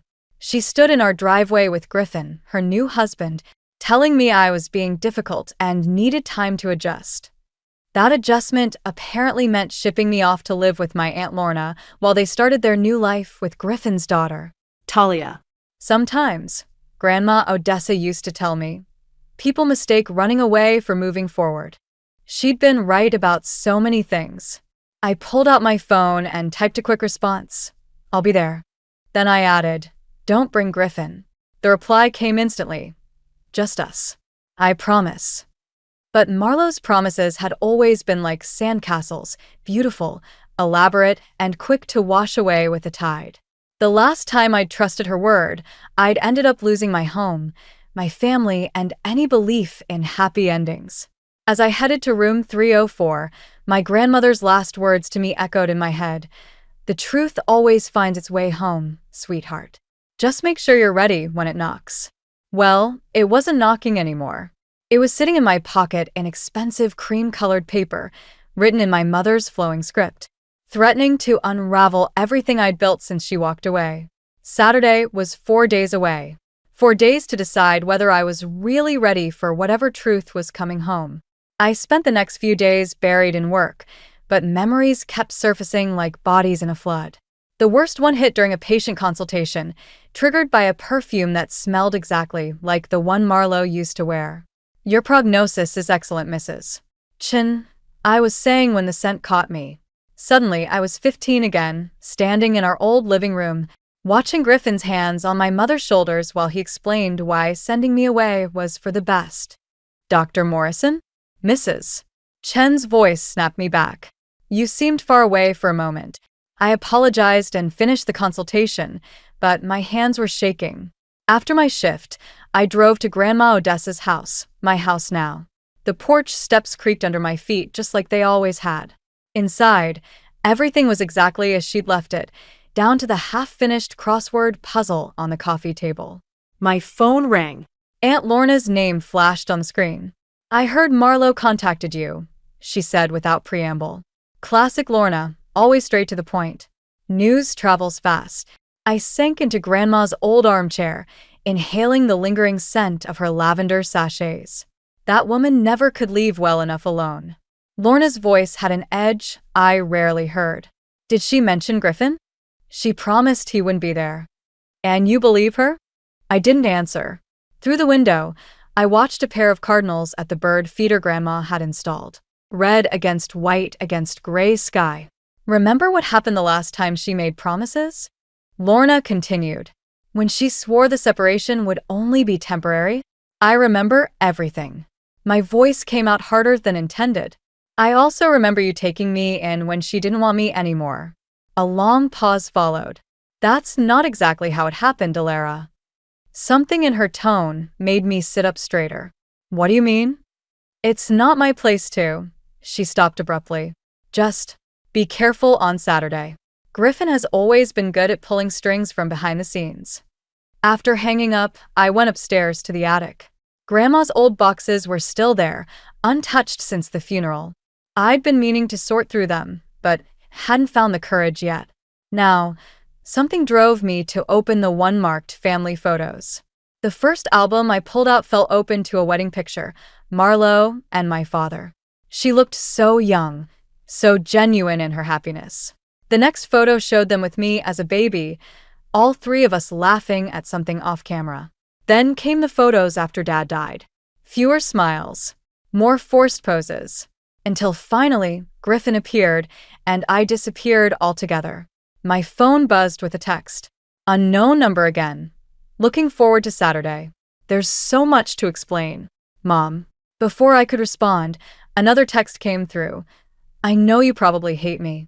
You have every right to." I started typing "I don't hate you," but deleted it. What was the point of lying? Instead, I wrote, "Just tell me one thing. Is this really about Grandma's inheritance?" 3 disappeared, appeared again. Finally, "It's about making things right." I snorted. "Making things right? After 15 years? I was about to reply when movement outside caught my eye. Through the attic window, I saw a car parked across the street, a black SUV with tinted windows. As I watched, it pulled away slowly. Something cold settled in my stomach. I'd seen that SUV before, outside the hospital after receiving Marlo's letter. My phone buzzed one more time. "By the way, how are you enjoying Grandma's house? Still has that lovely view from the attic, doesn't it?" I dropped the phone like it had burned me. Someone had been watching. Someone knew exactly where I was, what I was doing. The cardinal pair had left the feeder, leaving only scattered seeds in their wake. I thought of what Lorna said about Griffin pulling strings, about things not being what they seemed. Saturday suddenly felt very far away, and much too close at the same time. That night, while searching for an old medical textbook in Grandma's study, I found her journal. It was hidden behind a loose panel in her desk drawer, bound in worn leather with her initials pressed into the cover. I almost missed it, but the edge caught on my sleeve as I was reaching for something else. The first entry was dated 2 weeks before she died. "My dearest Alara will inherit everything," she'd written in her careful script. "Marlo won't understand, but she gave up her right to this legacy long ago. Not when she remarried, that I could have forgiven, but when she let that man dictate the terms of her love."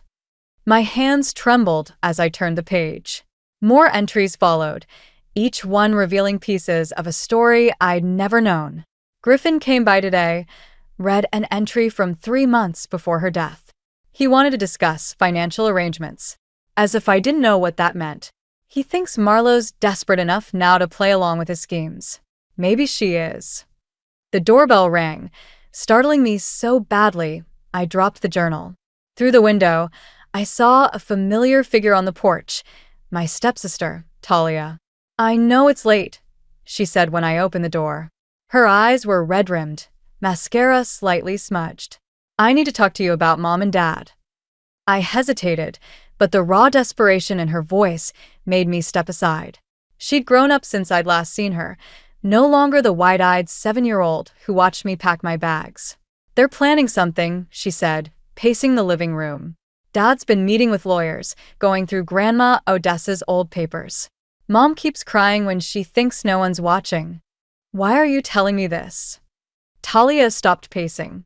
Because I found these. She pulled out a stack of letters from her bag. They're from Grandma Odessa to Mom, written over the years after you left. Dad doesn't know I have them. I took the letters with numb fingers. The first one was dated just after I moved out. How dare you let him make this choice for you, Marlo? Your daughter needs you, not his twisted version of family loyalty. The money isn't worth this. Money. It always came back to money. There's more, Talia said quietly. Dad's in trouble. Serious trouble. The kind that makes people desperate. He thinks Grandma Odessa left something valuable behind, something more than just the house. A memory surfaced. Grandma at her desk, carefully wrapping something in silk before locking it away. She'd caught me watching and smiled. Sometimes, she'd said, the most valuable things look worthless to the wrong eyes. Why should I believe you? I asked Talia. You're still their daughter. Because I remember watching you leave. Her voice cracked. I remember asking Mom why my new big sister had to go away and seeing Dad smile when she couldn't answer. My phone buzzed. Another text from Marlo. Changed my mind. Let's meet tonight instead of Saturday. Same place. Please come now. Talia read the message over my shoulder and went pale. Don't go. Dad knows about the journal.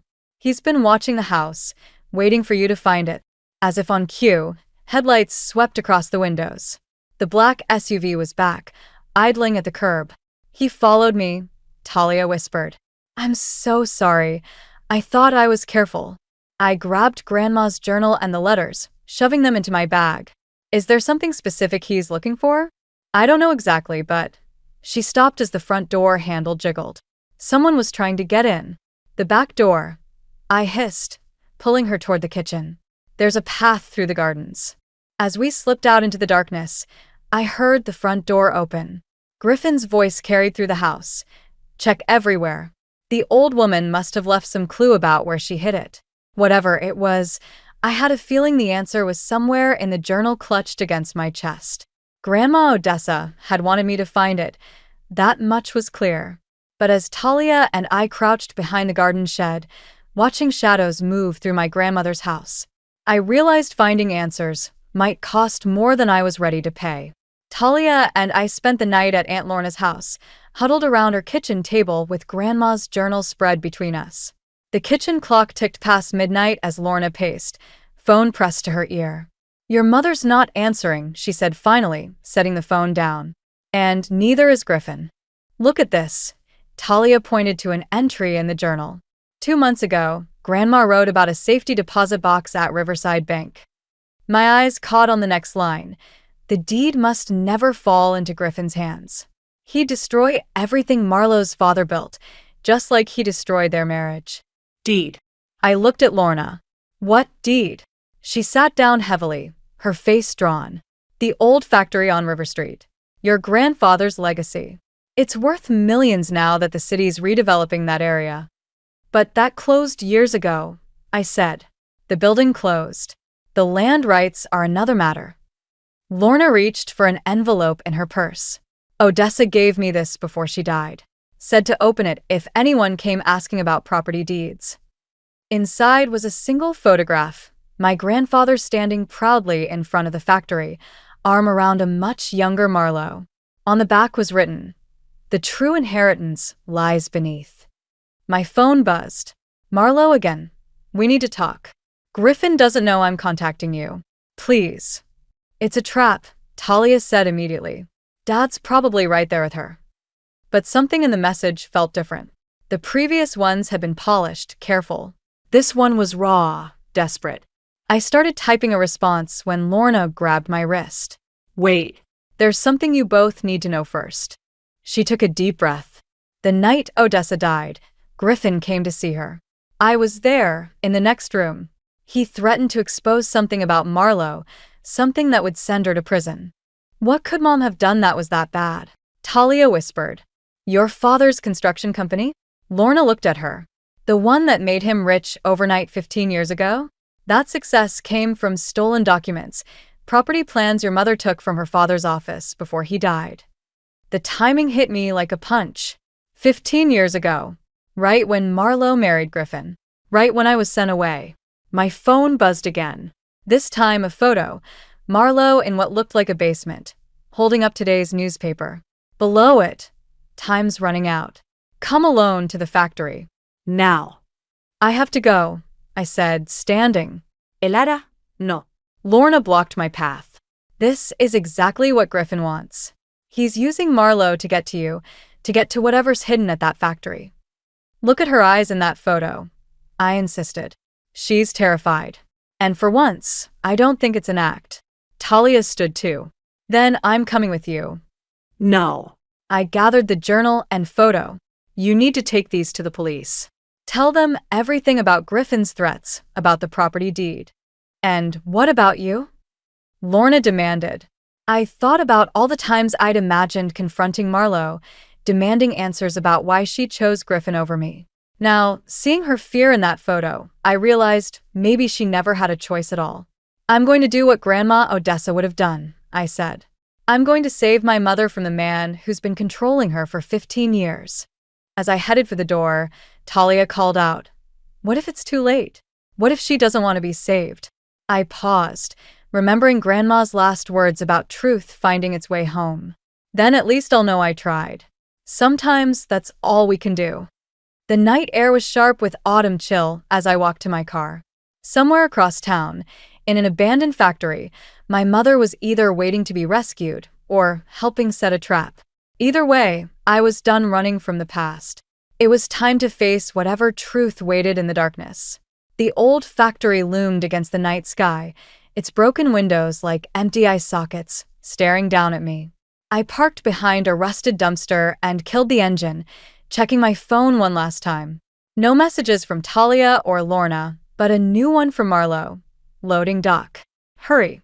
My flashlight beam caught movement in the shadows as I approached. A cat darted past, making me jump. The loading dock door was already open, chain lock broken. "Mom," my whisper echoed through the empty space. "Alara?" Marlowe's voice came from somewhere deeper inside. "I'm down here." I followed the sound, my footsteps crunching on broken glass. The beam of my flashlight revealed stairs leading to the basement level. Each step creaked under my weight, announcing my presence to anyone listening. I found Marlowe in what must have been an old office. She sat in a metal folding chair, her hands trembling as she held her phone.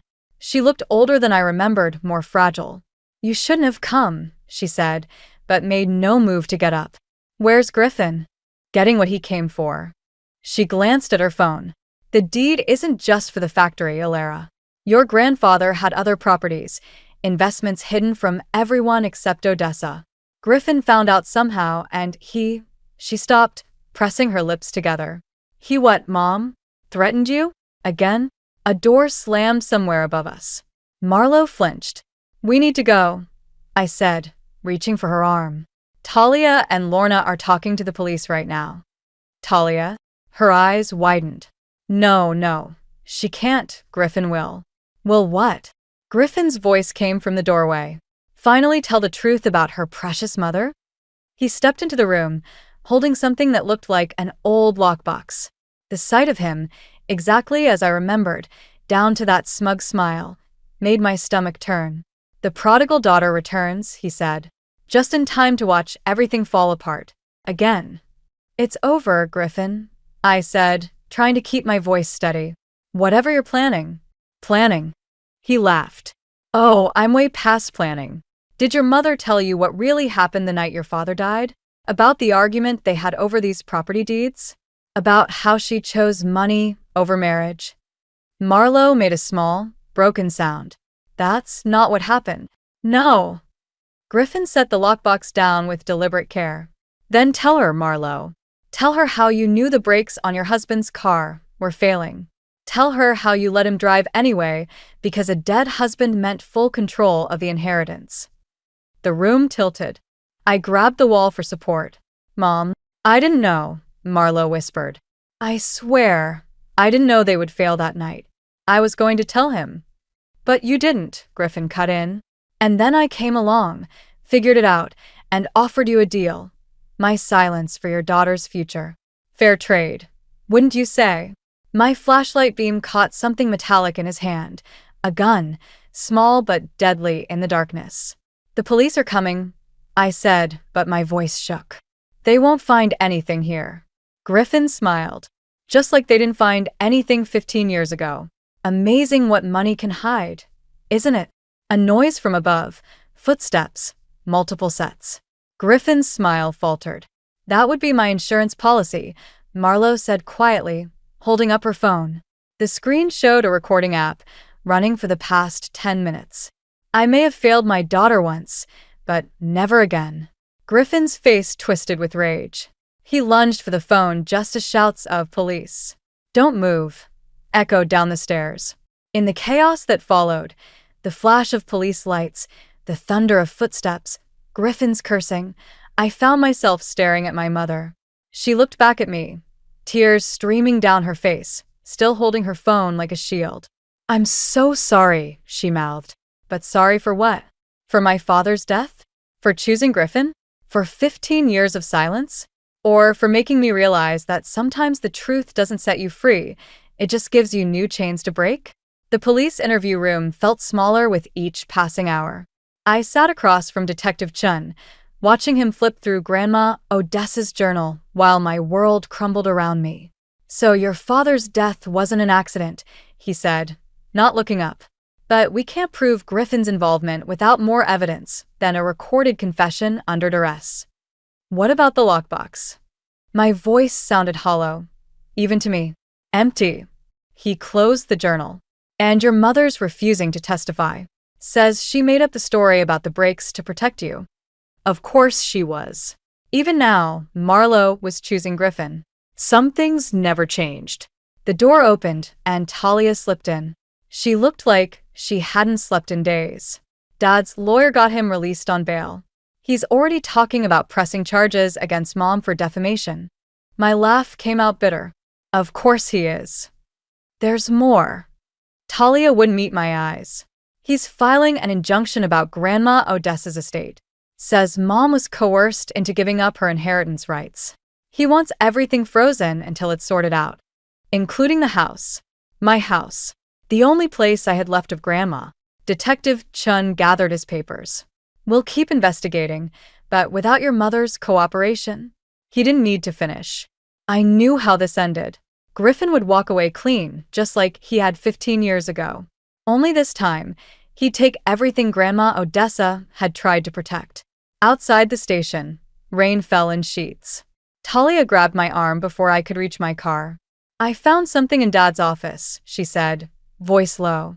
Bank statements showing transfers to the mechanic who worked on your father's car. Regular payments, starting the week before the accident and continuing for years after. Can you prove it? I took photos, but... She swallowed hard. He caught me. Said if I showed anyone, he'd make sure Mom took the fall for everything. She'd go to prison, Alara. And there it was. The perfect trap.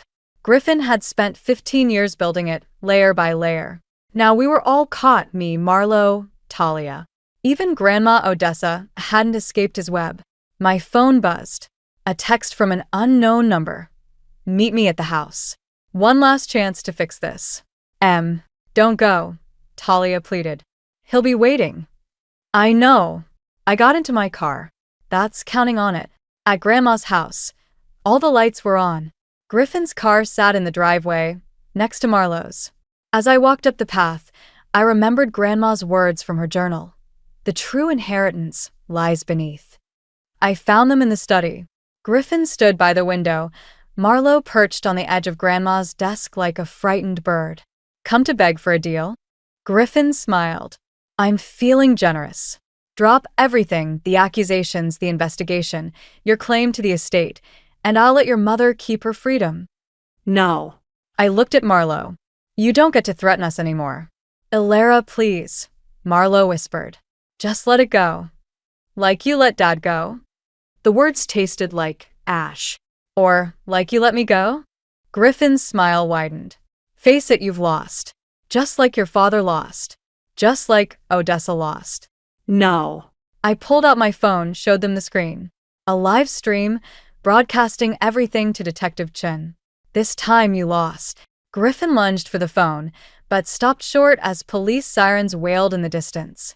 His face contorted with rage. "You stupid girl," he snarled, reaching into his jacket. "You think I won't?" A gunshot cracked through the room. Griffin stumbled, clutching his shoulder. Behind him, Marlowe stood trembling, holding a small revolver, Grandma Odessa's revolver. "Not my daughter," she said. "Never again." As Griffin fell, something clattered from his jacket pocket, a key, old and brass, with a tag attached. In Grandma's handwriting, "Basement safe. The truth waits below." The sirens grew louder, but all I could hear was my heart pounding. We'd won, but at what cost? And what truth still waited in the darkness beneath our feet? While the police secured Griffin and paramedics tended to his wound, I descended into the basement, Marlowe and Talia close behind. The key felt heavy in my hand, like it carried all our secrets with it. "I didn't know about this safe," Marlowe said, her voice still shaking. "Mother never told me." "She told me."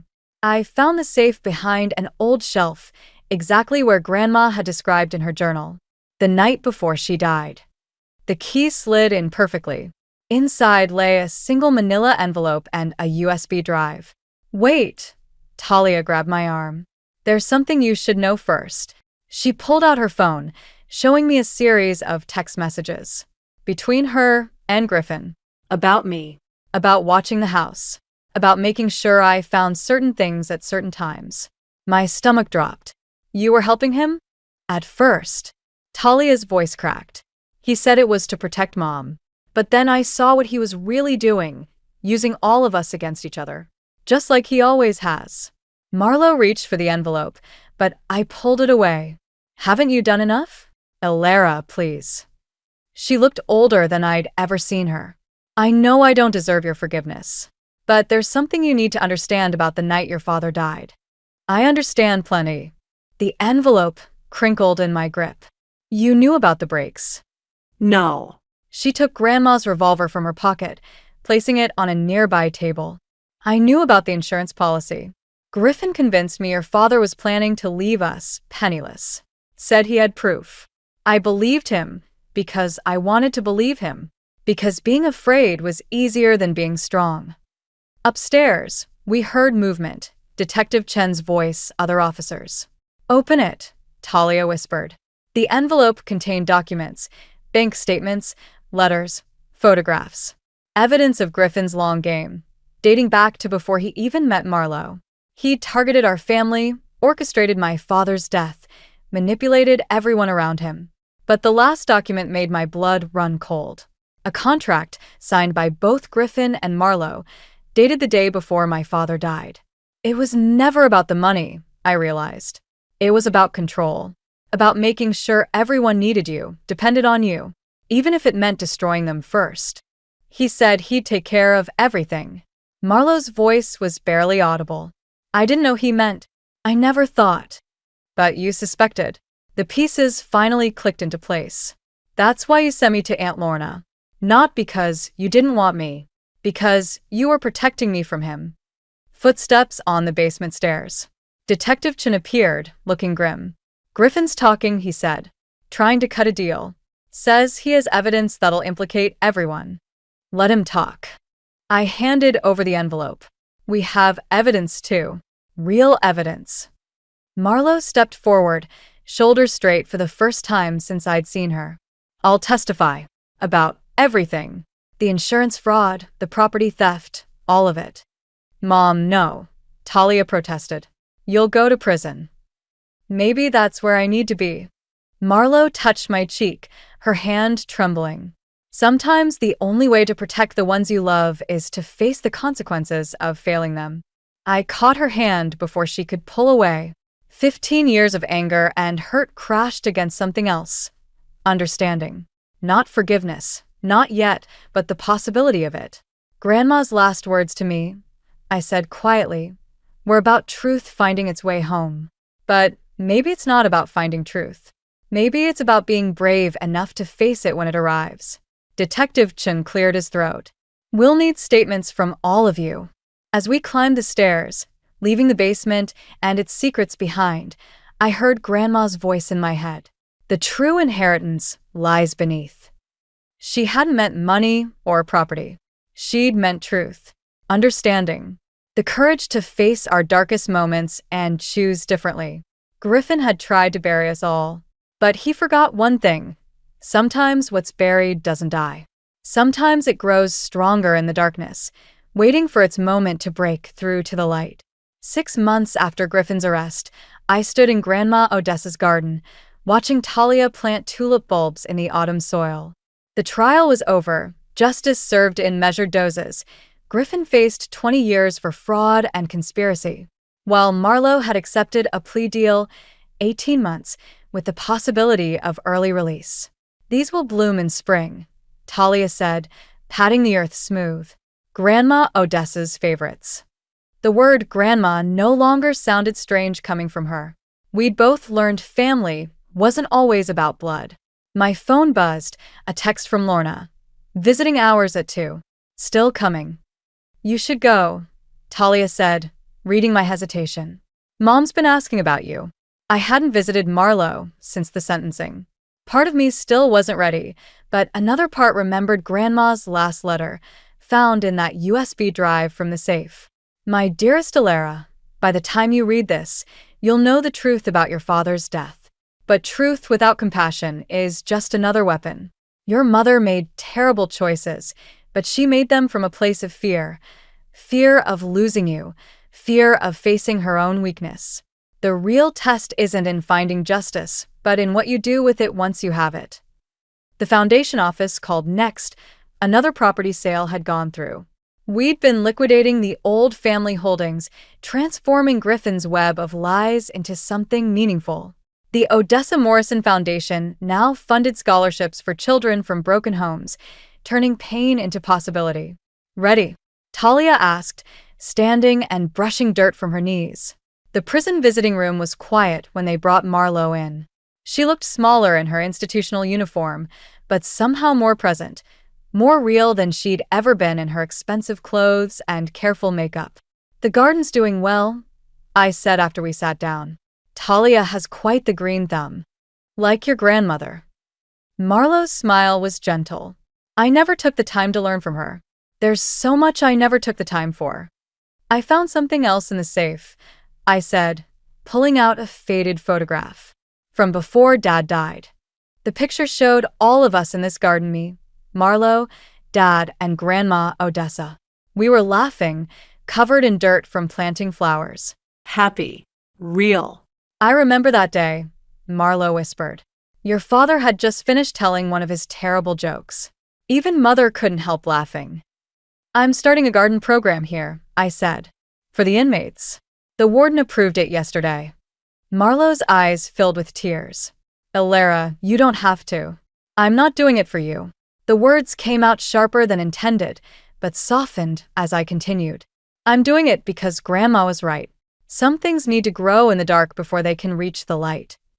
As we talked, I felt something shift, not forgiveness exactly, but understanding. Marlowe spoke about her therapy sessions, about finally facing her own choices. I told her about the foundation, about working with Talia to heal our fractured family tree. When visiting hours ended, Marlowe hesitated before standing. There's one more thing you should know. The day your father died, I tried to call him, to warn him. I was too late, too afraid, but I tried. I've never told anyone that before. I nodded, letting the information settle. It didn't change anything, but somehow it changed everything. Outside, Talia waited in the car. The autumn sun was setting, painting the prison walls in shades of gold and shadow. I thought about Grandma's garden, about things buried and things growing, about how healing rarely follows the paths we expect. My phone buzzed one last time, an email notification. Another scholarship awarded. Another life changed. In the subject line, thank you for helping me grow.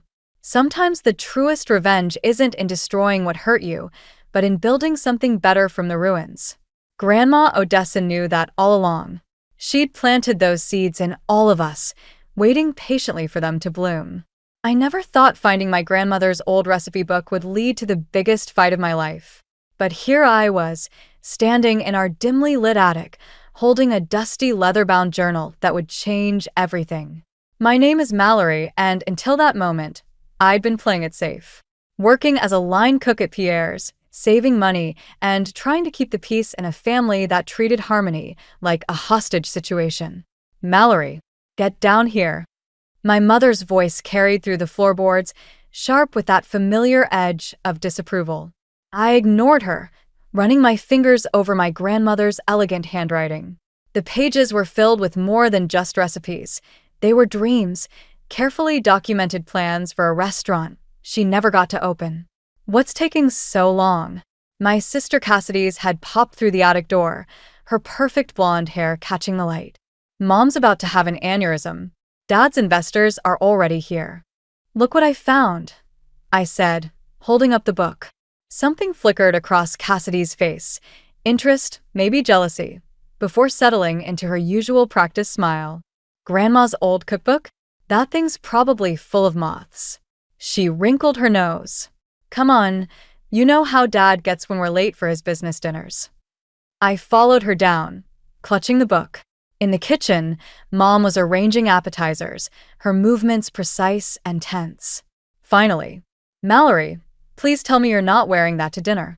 I glanced down at my chef's pants and black t-shirt. I just got off work. I'll change.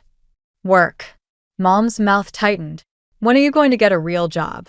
Your sister's already junior partner at Dad's firm. Actually, I said, setting the recipe book on the counter, I've been thinking about. Is that Mother's book? Mom froze, her hand hovering over a plate of canapes. For a second, something soft crossed her face. Then Cassidy laughed. Mallory's probably planning to open a food truck or something equally embarrassing, she said, snagging a canopy. Can you imagine? A James serving street food?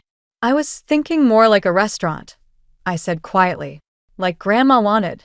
There are detailed plans in here, notes about everything from menu design to… Absolutely not. Dad's voice boomed from the doorway. He'd appeared silently, as always, his disapproval filling the room. The James family name belongs in law offices, not kitchens. But your grandmother's dreams died with her, he said flatly. And they nearly took this family's reputation with them.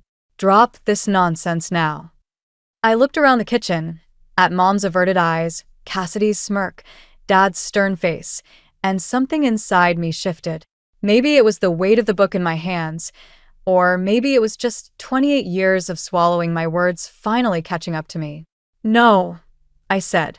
The silence that followed was absolute. What did you say? Dad's voice dropped dangerously low. I said no. I'm done pretending to be someone I'm not. Grandma had vision, talent. She had delusions that bankrupted your grandfather. Dad slammed his hand on the counter. I worked too hard rebuilding this family's name to watch you drag it back into the gutter. Well, then I won't use the family name, I shot back. I'll do it on my own. Cassidy stepped between us, all concern and sweetness. Mal, you're being dramatic. Why don't we talk about this later? Dad's guests. We'll have to wait, I said, backing toward the door. I need some air. As I walked out, I heard Mom call my name, but I didn't turn around. The recipe book was still clutched to my chest, and for the first time in years, I felt something like hope. Or maybe it was rage. Either way, it felt like freedom. What I didn't know then was that this moment, this simple act of defiance, would set off a chain of events that would either make me or break me. And my dear sister Cassidy? She was already plotting how to use it all to her advantage. I spent the next week avoiding my family's calls and diving deep into my grandmother's recipe book. Every page revealed something new, not just about cooking, but about the woman I barely remembered. Her notes in the margins told stories of determination, of dreams pushed aside for family obligations. It felt like she was speaking directly to me. You're brooding again, Jamie said, sliding onto the bar stool next to me at Pierre's after closing. My best friend had that look she gets when she's about to dispense unwanted wisdom. Your phone's been buzzing all night. I glanced at the screen. 5 missed calls from Cassidy, 2 from Mom. They'll survive without me.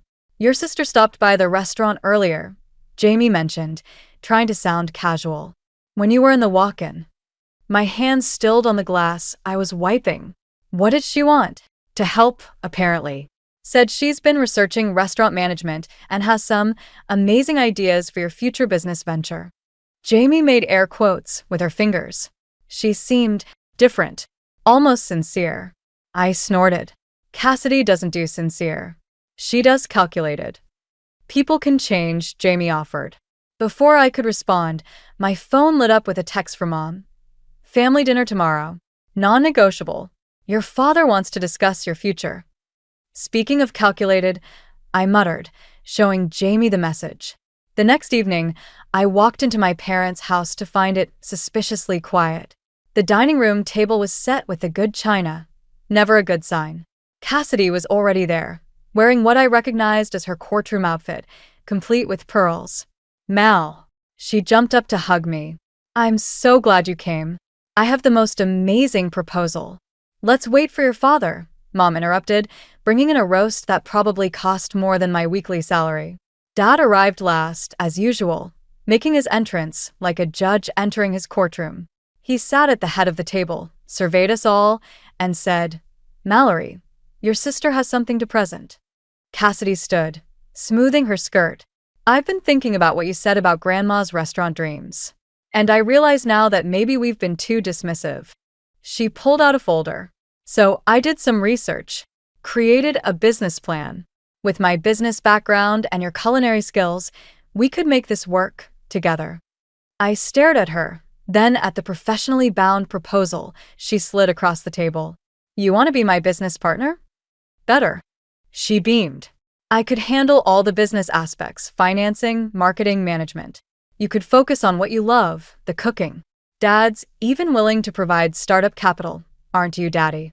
Dad nodded approvingly. Under proper supervision, of course. The James name has certain standards to maintain. The pieces clicked into place. So you'd be my boss. Partner, Cassidy corrected quickly. Equal partners. Well, technically, since Dad would be the primary investor, the controlling interest would need to. No. I stood up, my chair scraping against the floor. This isn't about helping me. This is about controlling me. Don't be dramatic, Mom sighed. Your sister is offering you an opportunity. To be her puppet? I laughed, the sound harsh even to my own ears. To have my dream twisted into another James family production? You're being ungrateful, Dad snapped. This is more than you deserve after your little outburst last week. Cassidy reached for my hand. Mal, please. I just want to help. Help yourself, you mean? I pulled away. You can't stand that for once. Something might be about me instead of you. That's enough. Dad's fist hit the table, making the china rattle. You will not speak to your sister that way. She's trying to save you from making a fool of yourself. I looked at each of them. Dad's anger, Mom's careful neutrality, Cassidy's perfectly crafted concern, and saw my future laid out if I stayed. Always the second choice, always under their thumb, always wrong. Thank you for dinner, I said quietly, gathering my things. But I'll build my own dream, my own way. As I walked out, Cassidy called after me. You'll fail without us, Mal. You know you will.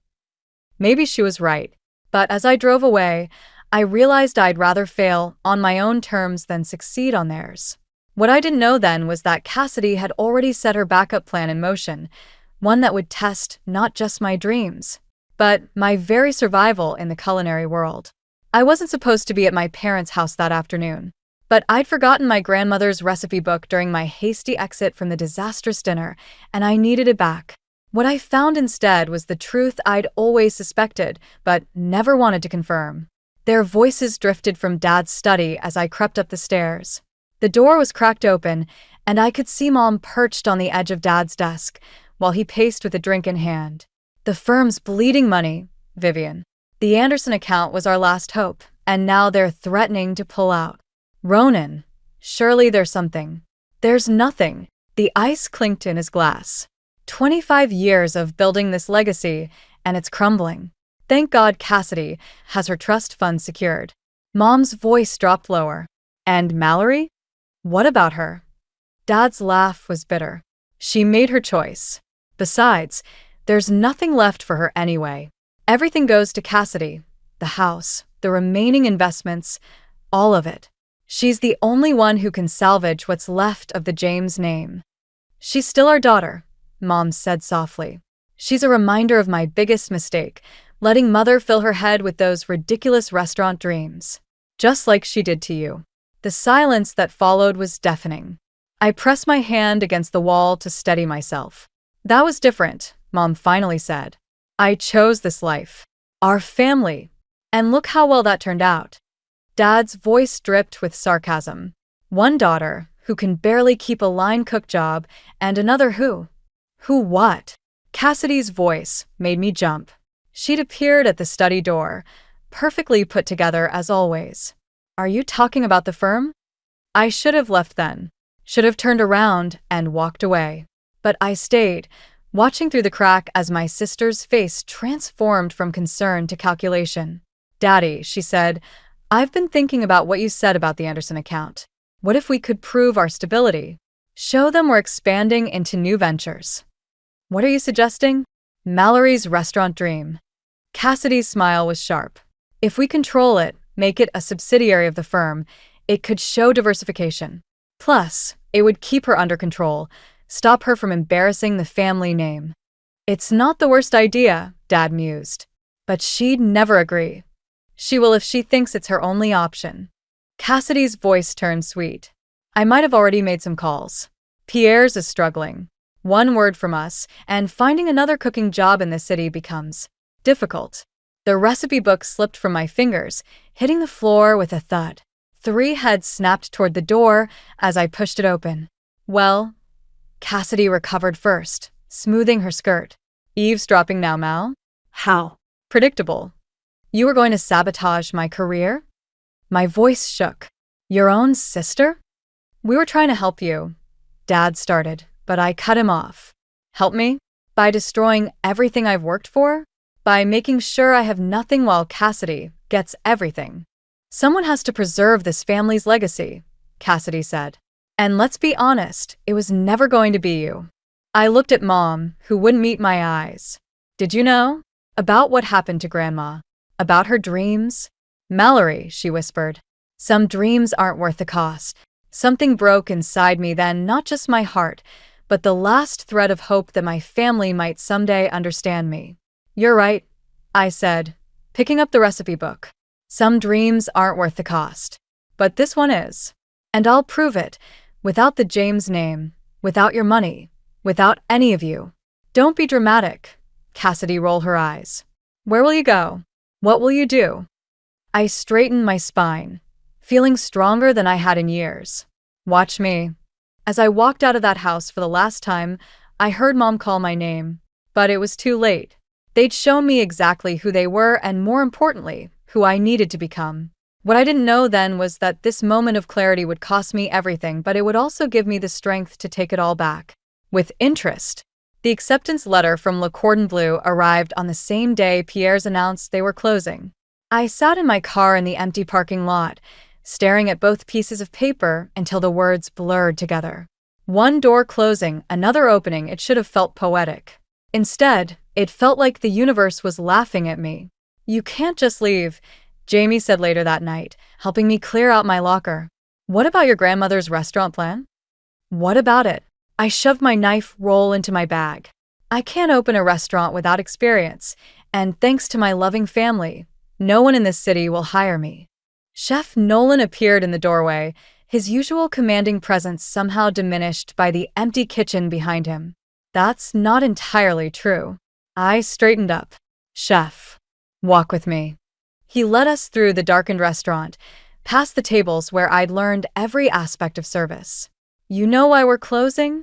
Economy's tough, I started, but he waved me off. We're closing because I'm retiring. And because your sister's law firm represents our landlord. He gave me a pointed look.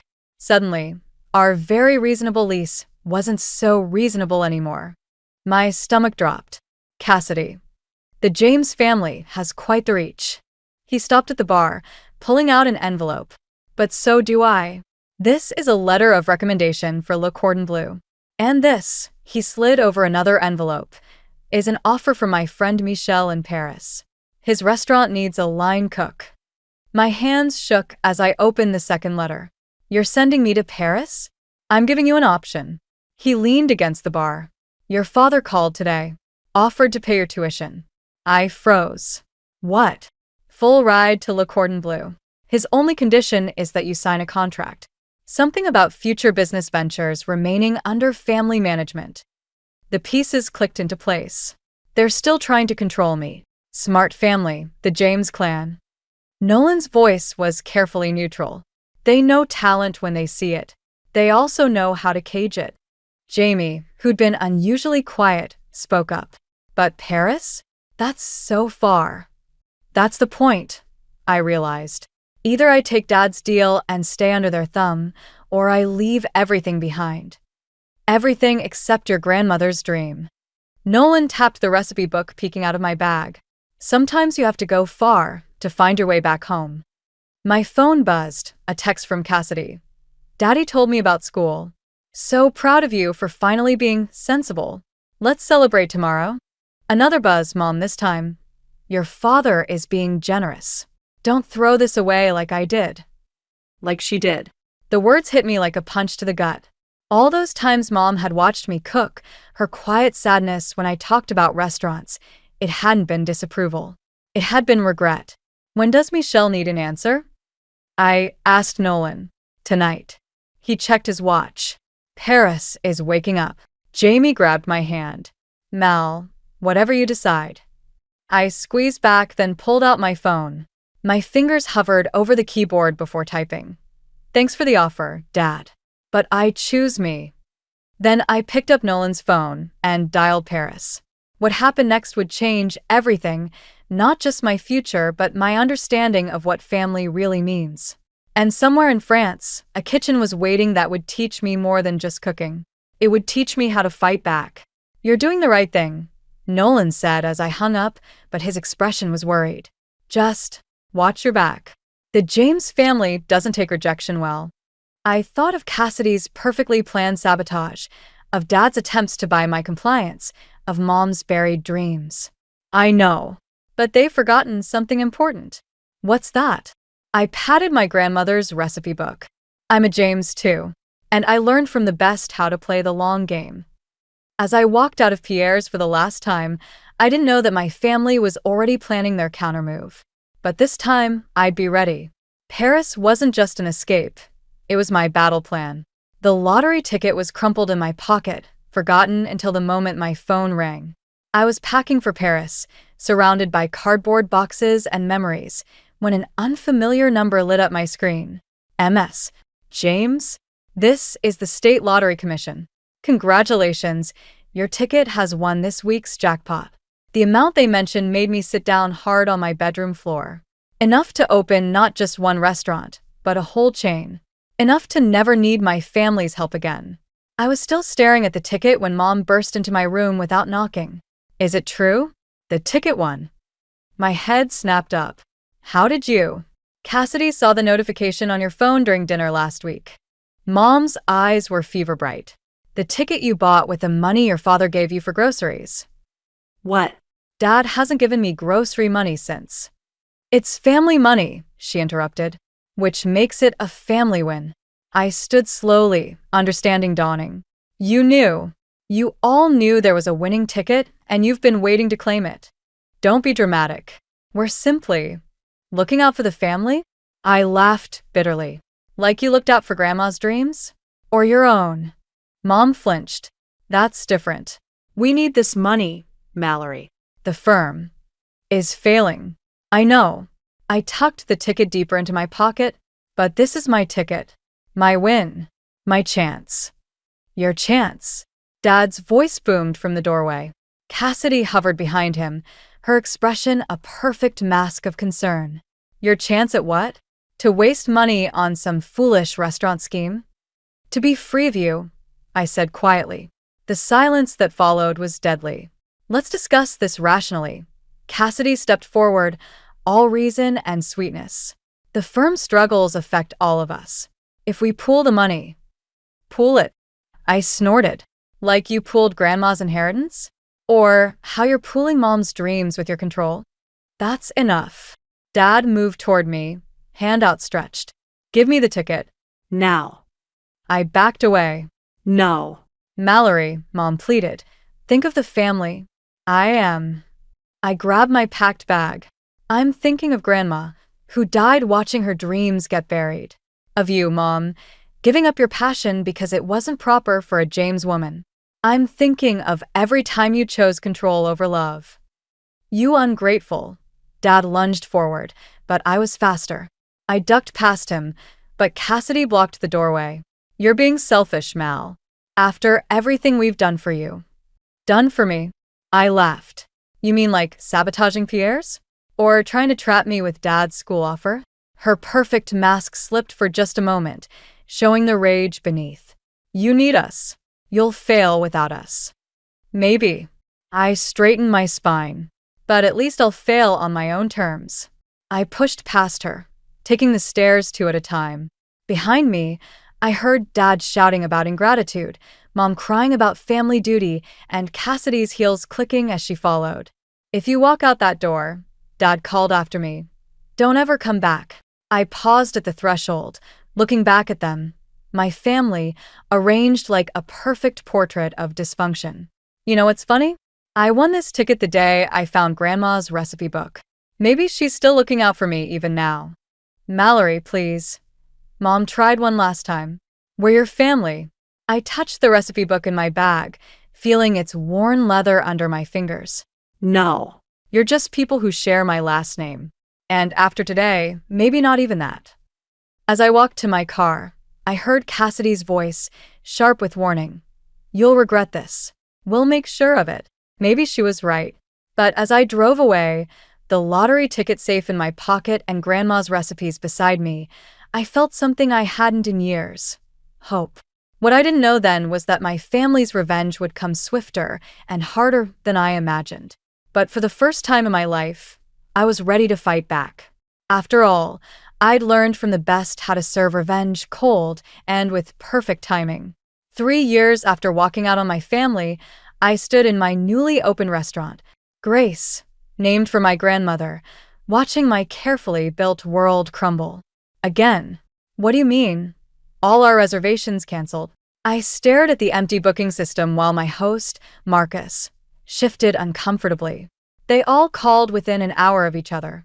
Something about food poisoning at last night's soft opening. My stomach dropped. We hadn't even served food last night. It was just a cocktail event for local food critics and investors. But the damage was already done. My phone buzzed with notifications, social media posts, review sites, local news tips. It's trending, Jamie said quietly, showing me her phone. #Graceless dining. The posts are brutal. I didn't need to read them. I knew exactly who was behind this. The bell above the door chimed, and there she was, Cassidy, looking perfectly put together in her designer suit. Oh, Mal. Her voice dripped with fake concern. I just heard. How awful. I gripped the host stand until my knuckles went white. Get out. Is that any way to treat family? She glanced around the empty restaurant. Especially when I'm here to help. The firm's been doing amazingly well in crisis management lately. Crisis management? I laughed bitterly. You mean like when you managed to drive Pierre's out of business? Or when you tried to steal my lottery winnings? Ancient history. She waved dismissively. I'm here because Mom's worried about you. We all are. Running a restaurant is clearly overwhelming you. Your concern is noted. Now leave. Fine. She reached into her bag, pulling out a thick envelope. But take this. It's a buyout offer. Very generous, considering the circumstances. Before I could respond, my phone rang. The health department, demanding an immediate inspection. Then another call, my produce supplier, canceling our contract. Another, the local paper wanting comments on the outbreak. Quite a coincidence, Cassidy smiled. How quickly bad news travels. But that's what happens when you try to go it alone. Family protects family, Mal. Or in your case, doesn't. I should have seen it coming. Should have known they wouldn't let me succeed. But I'd been so focused on proving myself, I'd forgotten what the James family did to threats. You can't just destroy people's lives because they don't fall in line, I said, my voice shaking. No. She laid the envelope on the bar. Dad's firm represents half the restaurants in the city. Mom's on every social board that matters. And me? I learned from the best how to make problems disappear. She straightened her jacket. You have until tomorrow to accept the offer. After that, things get worse. After she left, I stood in my empty restaurant, my dream, my grandmother's legacy, and felt the walls closing in. The staff watched me nervously, waiting for direction. Go home, I told them quietly. I'll call you tomorrow. Jamie stayed behind, helping me close up. What are you going to do? I picked up the envelope, heavy with the weight of surrender. Inside was a contract, the terms crystal clear. Sell the restaurant to the James Family Trust, sign a non-compete agreement, return to the fold with a suitable corporate job. You could fight back, Jamie suggested. We could prove. Prove what? That my powerful, respected family is systematically destroying me? That my sister's a sociopath? That everything I've built is burning because I dared to dream bigger than my cage. My phone buzzed again. Nolan, my old mentor. Just heard. Need help. Another buzz, Mom. Please be reasonable, dear. Family knows best. And finally, Dad. You brought this on yourself. I walked through my kitchen, my beautiful, state-of-the-art kitchen that had been my home for barely a week. Every surface gleamed with possibility. Every corner held a piece of my grandmother's dream, reborn. I won't sign, I said finally, ripping the contract in half. They'll destroy you, Jamie whispered. I touched my grandmother's recipe book, displayed proudly near the pass. Maybe. But first, I'm going to show them exactly what happens when you back a chef into a corner. I pulled out my phone, scrolling through my contacts. After all, I learned a few things in Paris about serving revenge. What I didn't know then was that my next move would change everything, not just for me, but for the entire James family legacy. Sometimes the best revenge isn't served cold, it's served with witnesses. The security footage played on my laptop in crisp, damning detail. Cassidy entering my kitchen after hours. Cassidy tampering with ingredients. Cassidy planting evidence of health code violations while wearing surgical gloves. I watched it 3 times before calling the number Nolan had given me. Food Safety Division. A crisp voice answered. Inspector Chen speaking. I have something you need to see. 2 hours later, my empty restaurant became a stage. Inspector Chen and 2 other officials sat at the bar, reviewing the footage. Jamie stationed herself by the door. And I waited, knowing my sister wouldn't be able to resist checking on her handiwork. Right on schedule, the bell chimed. Still open. Cassidy's mock surprise froze when she saw our audience. What's this? Insurance, I said quietly. Against family protection. She recovered quickly, professional smile in place. I don't understand. Drop the act. I nodded to Inspector Chen, who turned her laptop around. Cassidy's face drained of color as she watched herself methodically setting me up. That's not. I can explain. To the board. Inspector Chen stood. Your law license is already under review. Food safety fraud is a serious offense. Cassidy's mask cracked. You wouldn't dare. Not to family. Family? I laughed. You destroyed Pierre's. Tried to steal my lottery winnings. Orchestrated a smear campaign. Some family. I did it for us. She stepped forward, desperation breaking through her perfect facade. You were supposed to stay in your place, be grateful for what we gave you. But you had to push, had to make Mom remember her stupid dreams, make Dad question everything. Question what? His choices. The firm is failing because he chose wrong, backed the wrong daughter. I had to prove that you were worth it. The pieces clicked into place. All this because you thought Dad regretted choosing you over me? He was going to change the will. Her voice cracked. After your restaurant started getting attention. Said maybe he'd been too hasty writing you off. I couldn't. I wouldn't let you take everything. Inspector Chin cleared her throat.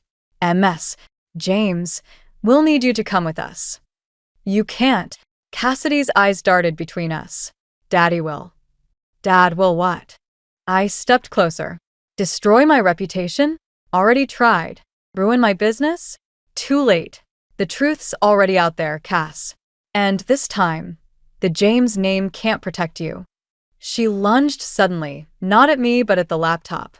Jamie intercepted her, and in the scuffle, something fell from Cassidy's bag, a familiar leather-bound book. My grandmother's recipes. You took it? My voice shook. When? Last week. She straightened, smoothing her hair, dignity reassembling even as handcuffs clicked around her wrists. Thought I'd burn it. Like Dad burned the original will. Funny how history repeats.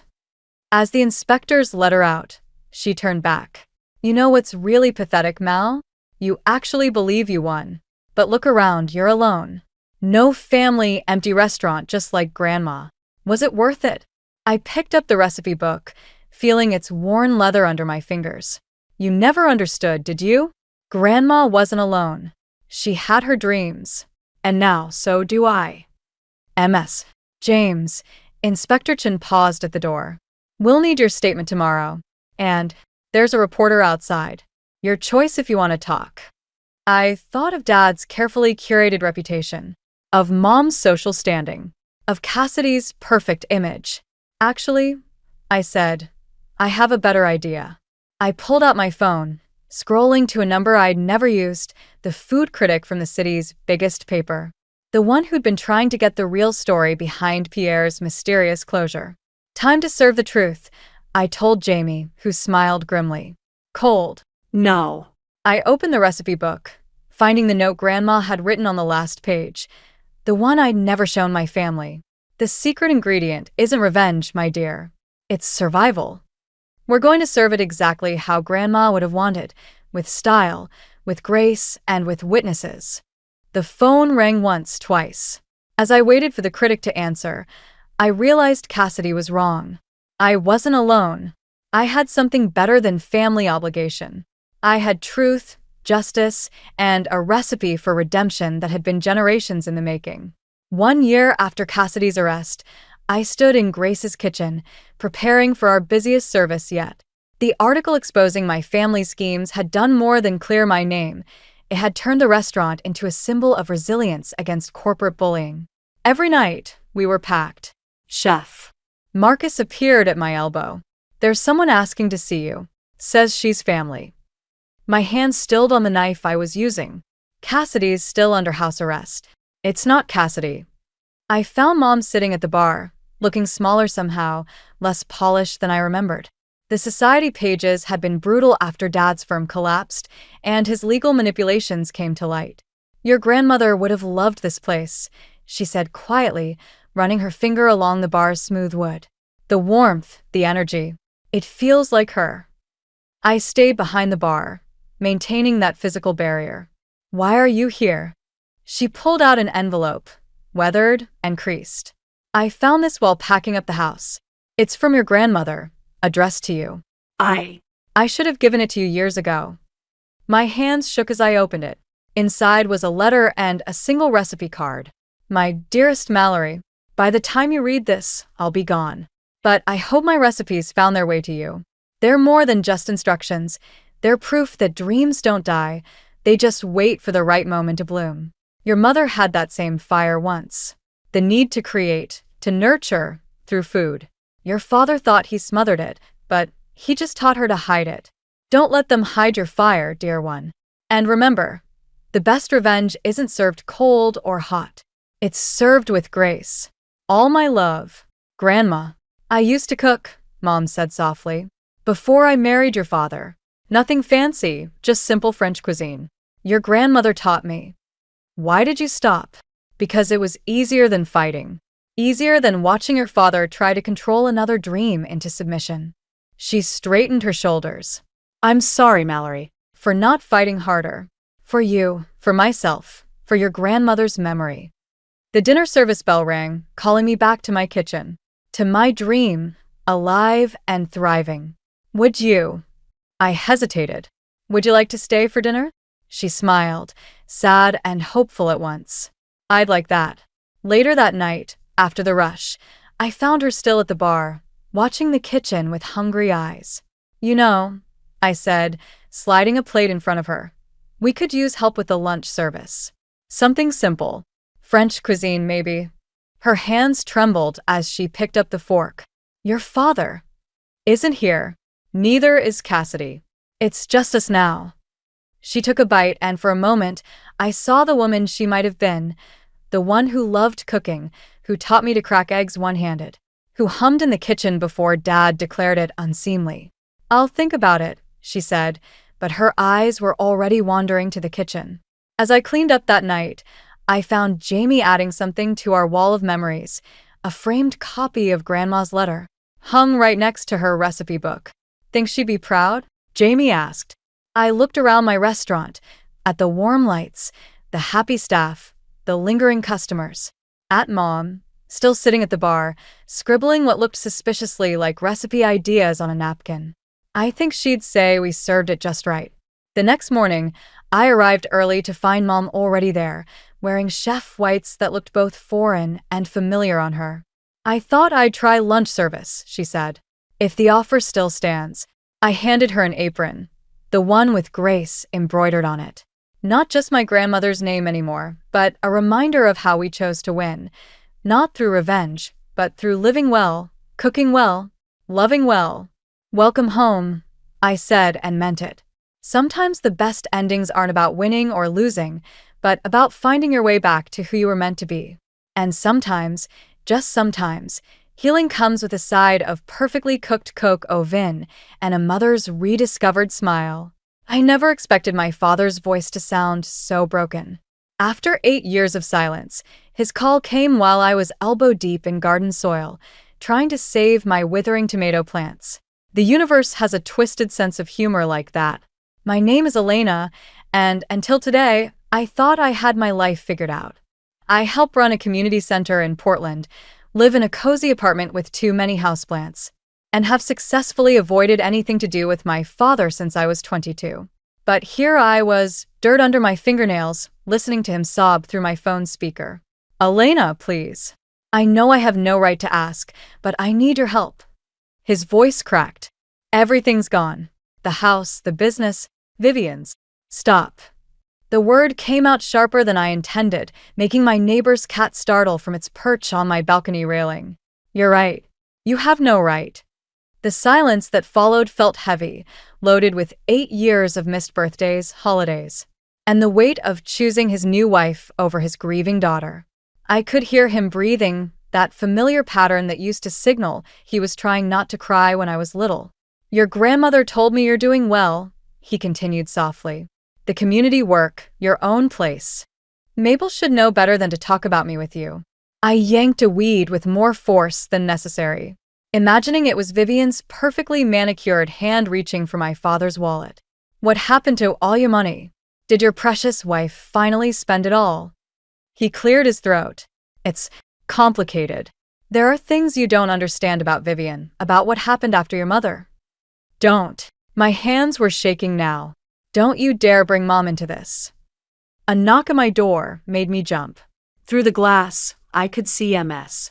Harper from apartment 3B, probably coming to share another batch of her stress-baked cookies. She'd been my high school English teacher before retiring, and now she lived 3 doors down, still trying to take care of everyone. Elena?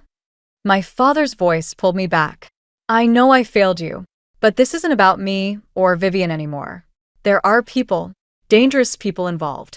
I thought I could handle it, protect everyone, but I laughed, a harsh sound that surprised even me. Protect everyone? Like you protected me when Vivian threw out all of Mom's photos? Or when she convinced you to sell Mom's violin collection because it was cluttering up the house? The knocking grew more insistent. Ms. Harper's worried face peered through the glass, holding what looked like a newspaper. 24 hours, my father said quietly. That's all I'm asking for. Come to the house. Let me explain everything. After that, if you still want nothing to do with us, I'll understand. The house you're losing, you mean? The words tasted bitter. Please, Elena. I know I don't deserve your help, but this is bigger than our problems. People could get hurt. MS. Harper was now waving the newspaper urgently. I could see the local section's headline even from where I sat. Local business mogul linked to missing funds. My stomach dropped as I recognized my father's company name in smaller print below. 24 hours, I repeated, my voice hollow. That's it. And I'm not doing this for you or Vivian. I'm doing it because... I trailed off, not sure why I was agreeing at all. I know, he said softly. Thank you. After hanging up, I sat there among my plants, soil still clinging to my trembling hands. MS. Harper was still waiting, concern etched on her face. Whatever was in that newspaper, whatever my father had gotten himself into, I had a feeling my carefully constructed piece was about to shatter. And somewhere in the back of my mind, a small voice whispered that maybe, just maybe, this was my chance to finally make Vivian pay for everything she'd taken from us. MS. Harper's newspaper article felt like a bomb in my hands. Local business mogul Graham Carson accused of investment fraud. Below that, in smaller text, multiple investors report missing funds. FBI investigation pending. You need to see this. MS. Harper said, settling into my worn armchair. Her reading glasses dangled from a chain around her neck, catching the afternoon light. Your grandmother called me this morning. She's worried. I skimmed the article, my throat tightening with each paragraph. Millions missing. Suspicious transfers. Offshore accounts. The words blurred together, but one quote stood out.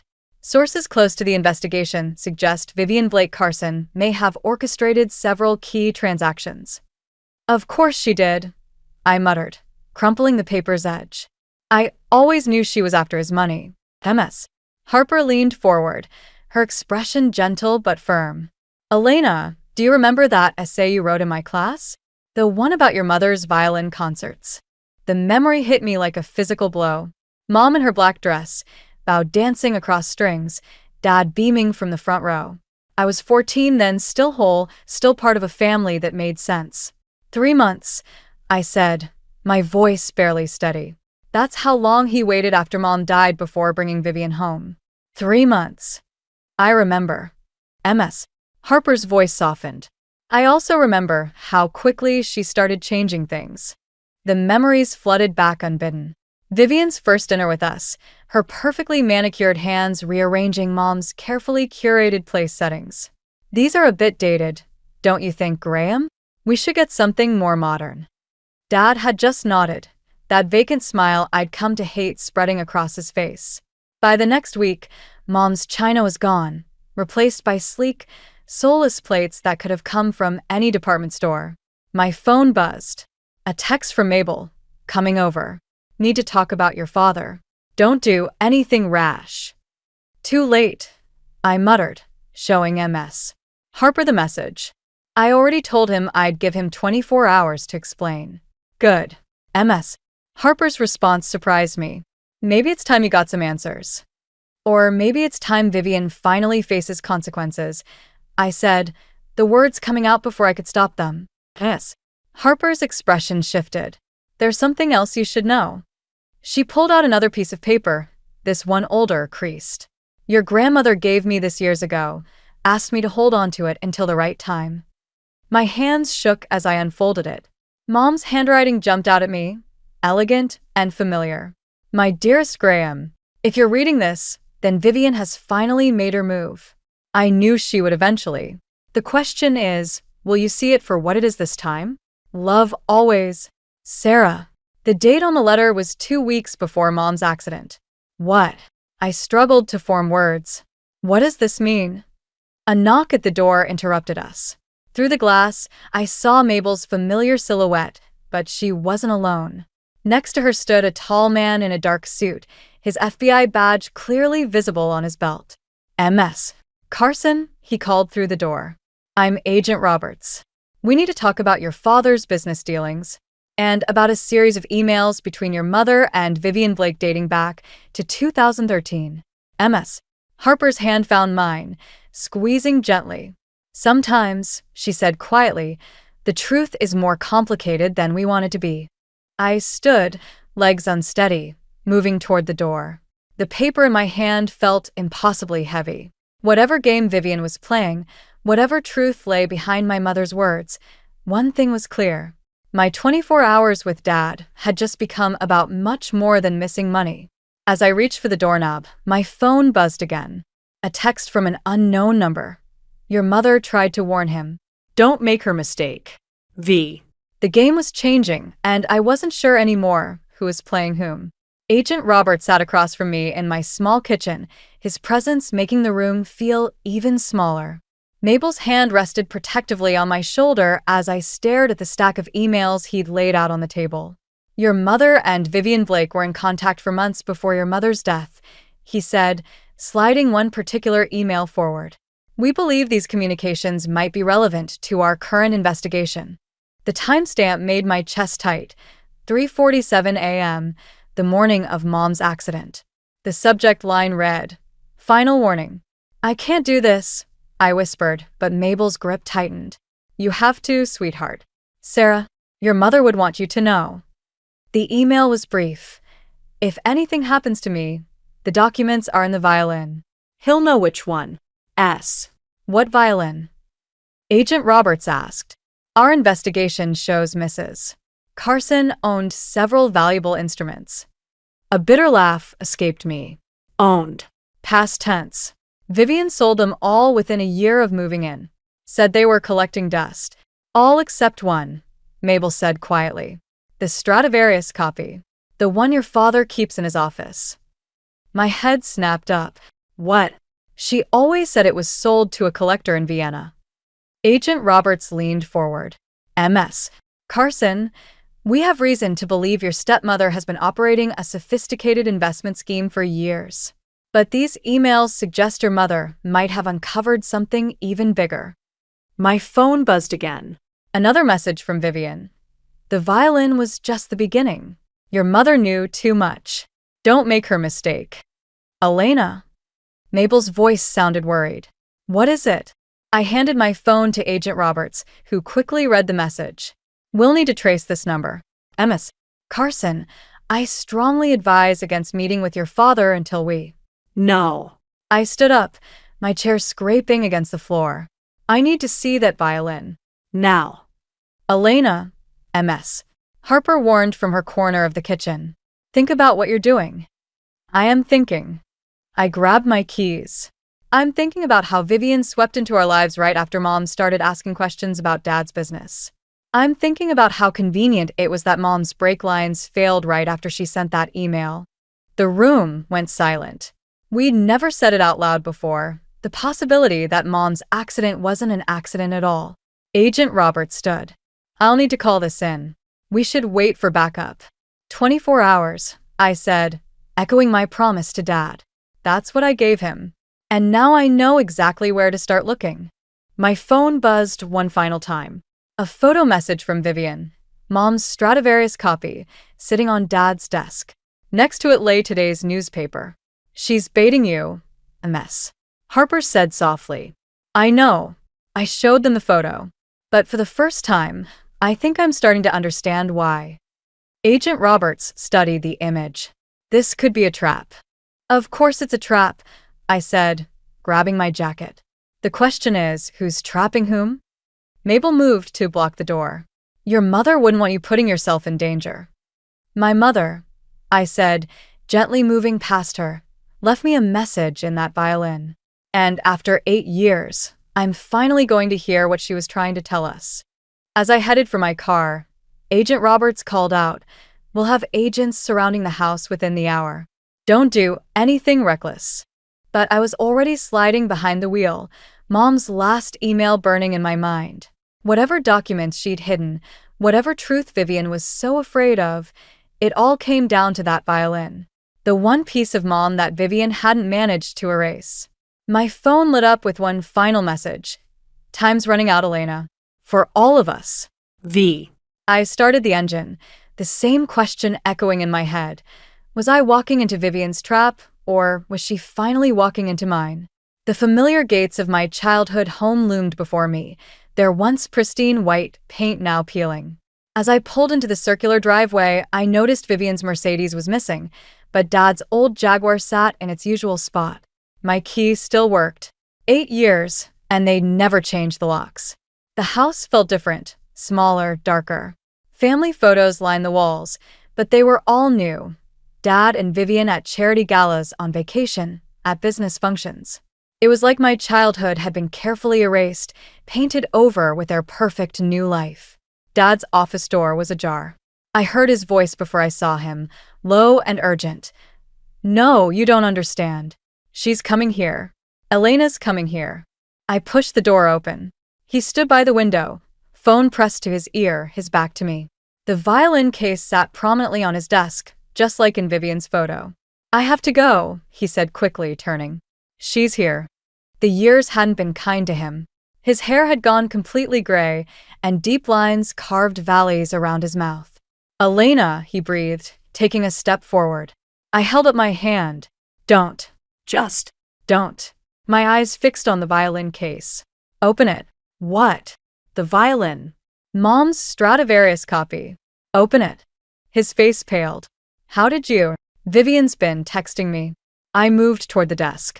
Funny how she never mentioned keeping this one when she sold all the others. Must be pretty special. "Elena, wait." His voice cracked. "There are things you don't understand. Then help me understand." I reached for the case. Why did Mom email Vivian the morning she died? What documents was she talking about? The look of shock on his face was answer enough. He hadn't known about the email. My fingers traced the familiar leather of the case. Mom used to let me open it when I was little, teaching me the proper way to handle the latches. As I reached for them now, Dad's hand shot out, grabbing my wrist. "Please," he whispered. "Don't." A car door slammed outside. Through the window, I saw Vivian striding up the path, her face set in grim determination. But it was the man following her that made my blood run cold, Agent Roberts. "You called the FBI?" Dad's grip tightened. "No," I said slowly, realization dawning. "But Vivian did." The front door opened. Footsteps echoed through the house. "Graham?" Vivian's voice carried up the stairs. "Is she here?" Dad's eyes darted between me and the violin case. "Whatever you think you know." "I know Mom was trying to warn you." I twisted free of his grip. "I know she died right after sending that email. And I know Vivian's been waiting for me to figure it out." The office door burst open. Vivian stood there, Agent Roberts just behind her. But something was wrong. The badge on his belt was different from before. "That's not Agent Roberts," I said, backing away. "Is it?" Vivian's perfectly painted lips curved into a sad smile. "Your mother was just as quick. Must run in the family." "Enough games," the fake agent snapped. "Where are the documents?" Dad moved between us. "Leave her out of this. She doesn't know anything." "No," Vivian said softly. "But she will." She turned to me, her mask finally cracking. "Your mother made me promise to protect you. Both of you. From him." She jerked her head toward the man we'd thought was Agent Roberts. "The real Agent Roberts is probably at your apartment by now," she continued. "But we needed to get here first. To the violin." My hand found the case's latch. One click, and whatever truth Mom died protecting would finally come to light. "Elena," Dad pleaded one last time. "Some truths are better left buried." But as I opened the case, I realized Mom had known better. Some truths demand to be heard, no matter the cost. The violin lay there, beautiful as ever. And tucked inside its hollow body, visible through the F-holes, was a flash drive with a single word written on it. Truth. The fake Agent Roberts reached for the flash drive, but Vivian was faster. In one fluid motion, she knocked the violin case off the desk, sending it crashing to the floor. The flash drive skittered under a bookshelf. "Run," she commanded, positioning herself between us and the imposter. Her perfectly maintained facade had vanished, replaced by something harder, more dangerous. Dad grabbed my arm. "The study." now. "Not without." "Your mother's papers are in the study," Vivian cut in, her eyes never leaving the man before her. "The real ones. The ones that got her killed." The fake agent pulled out a gun. Nobody's going anywhere. 8 years, Vivian said, her voice eerily calm. 8 years I've waited for this moment. Did you really think Sarah wouldn't have a backup plan? A commotion downstairs made us all freeze. Multiple footsteps, voices calling out. FBI, clear the ground floor. The imposter's face twisted. He lunged for me, but Dad shoved me aside, taking the impact. They crashed into the bookshelf, sending volumes raining down. The flash drive lay exposed. I dove for it just as Vivian shouted, "Behind you!" Something hard struck my shoulder. Pain exploded through my arm. The fake agent's shoe pressed into my back, pinning me down. Like mother, like daughter, he sneered. Always sticking your noses where they don't belong. Get off her. Dad's voice cracked with desperation. Or what, Graham? You'll finally grow a spine? Tell her how you knew, how you suspected what happened to Sarah, but were too afraid to act. The pressure on my back increased. I could barely breathe. I didn't know, Dad whispered. I thought it was really an accident. But I knew, Vivian said. Her heels clicked on the hardwood as she moved. Sarah told me everything before she died. About the embezzlement, the offshore accounts, the people you were working for. She trusted me to protect her family when she couldn't. The gun swung toward her. And you failed. Just like you failed to notice the brake lines being cut that night. My whole world tilted on its axis. Vivian had known? All this time? Elena, she said softly, the combination to the study safe. It's your mother's birthday. The real documents are there, everything she collected. Everything that proves who really killed her. Shut up. The fake agent's voice shook. The FBI is already here, Vivian continued. The real Agent Roberts has everything he needs. It's over. Then I have nothing left to lose. The gun shifted again toward me. Time seemed to slow. I saw Dad lunge forward, heard Vivian scream. The weight on my back disappeared as footsteps thundered up the stairs. A single gunshot cracked through the air. When I looked up, Dad was on the floor, clutching his shoulder. Blood seeped between his fingers. The fake agent lay face down, real FBI agents cuffing him as Vivian kicked his gun away. Graham. Her composed mass crumbled as she knelt beside him. Stay with me. I crawled to them, the flash drive still clutched in my hand. Dad. His eyes found mine, filled with tears. I'm so sorry, Elena. I should have seen it. Should have protected you both. MS. Carson. The real Agent Roberts appeared in the doorway. We need to get you all out of here. There may be others coming. But I couldn't move. 8 years of hatred toward Vivian, of blaming her for taking Dad away, for erasing Mom's memory. All of it shifted sideways as I watched her press her designer scarf against Dad's wound, her hands trembling. Why? I asked her. Why didn't you tell me sooner? Because, she whispered, your mother made me promise to wait until you were ready, until you could handle the truth about who really destroyed our family. Sirens wailed outside. The flash drive felt impossibly heavy in my palm. And now? I asked. Now, Vivian said, meeting my eyes, we finish what your mother started. The hospital waiting room felt like a prison cell. Dad was in surgery. The flash drive sat useless in my pocket without a computer, and FBI agents guarded every exit. Vivian paced nearby, her designer heels clicking a nervous rhythm on the linoleum floor. They're moving too slowly, she muttered, checking her phone again. We don't have much time. Time for what? My voice came out harsh. More lies? More secrets? She stopped pacing. Elena. 8 years. The words tasted like ash. 8 years of hating you, thinking you took advantage of Dad's grief. And all this time you were what? Mom's secret protector?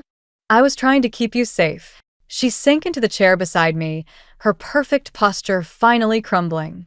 Both of you. Safe from what? Before she could answer, Agent Roberts appeared. MS. Carson, we need to talk about what was in that safe. My head snapped up. You found the documents? The safe was empty. His expression darkened. Completely cleaned out. Vivian went pale. That's impossible. I checked this morning. Someone got there first. He handed her a phone. This security footage was just sent to us. You might want to see who accessed the study an hour before you arrived. The grainy video showed a familiar figure entering the study. Mabel. No. I stood up, my legs shaking. My grandmother wouldn't. She's been working with them for years, Vivian said quietly. Since before your mother died. The floor seemed to tilt beneath me. You're lying. Why do you think she always knew exactly what was happening with your father's business? How she always had inside information? Vivian's voice cracked. Sarah discovered it just before the accident. That's why she came to me instead of family. My phone buzzed. A message from Mabel. I'm sorry, sweetheart. I did what I had to do to protect our family. Meet me alone at the lake house. No FBI. No Vivian. Just us. Elena. Agent Roberts must have seen something in my face. What is it? I switched off the phone screen. Nothing. Just the hospital updating me about Dad. Vivian's eyes narrowed. She contacted you, didn't she? Before I could respond, a doctor approached. MS. Carson? Your father's asking for you. I found Dad pale and groggy, but alive. His good hand caught mine as I approached the bed. The lake house, he whispered. Don't. Save your strength, I said, but he gripped tighter. Your mother. The night she died. She was going to meet Mabel there. The monitor's steady beeping seemed to grow louder. Why? To confront her. His eyes were clearer now, urgent. She never made it. The brake lines. Graham. Vivian appeared in the doorway. You need to rest. But Dad wouldn't let go. Elena, promise me you won't. I have to know the truth, I said, gently extracting my hand. All of it. Outside the room, Vivian caught my arm. Whatever you're thinking, my whole life is a lie. I pulled away.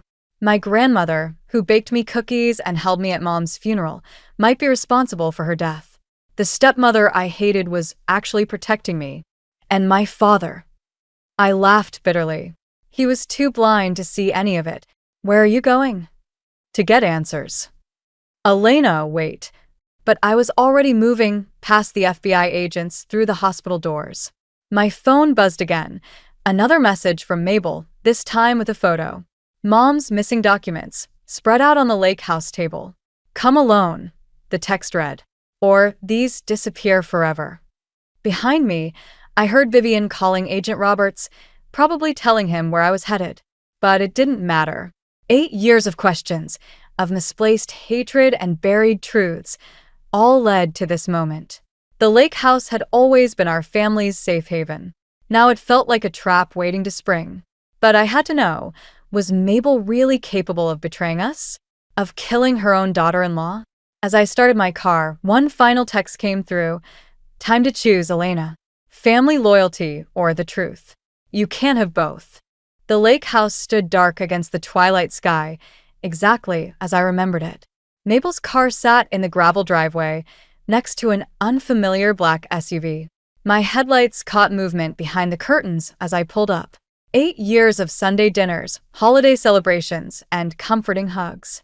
How many of those moments with Mabel had been lies? The front door opened before I reached it. Elena, sweetheart. Mabel's familiar smile felt wrong now, like a mask that didn't quite fit. Come in quickly. We don't have much time. The documents lay spread across the coffee table, just as in the photo. But something else caught my eye. Mom's old laptop, the one that had supposedly been lost in the move after her death. Looking for this? Mabel held up the flash drive from the violin.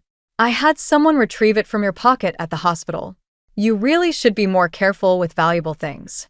My blood ran cold. The nurse who bumped into me. Sit down, Elena. There's so much you need to understand. Like how you helped kill my mother? Her smile faltered. Your mother made choices. Dangerous ones. She wouldn't listen to reason. The way Dad wouldn't listen about his investors?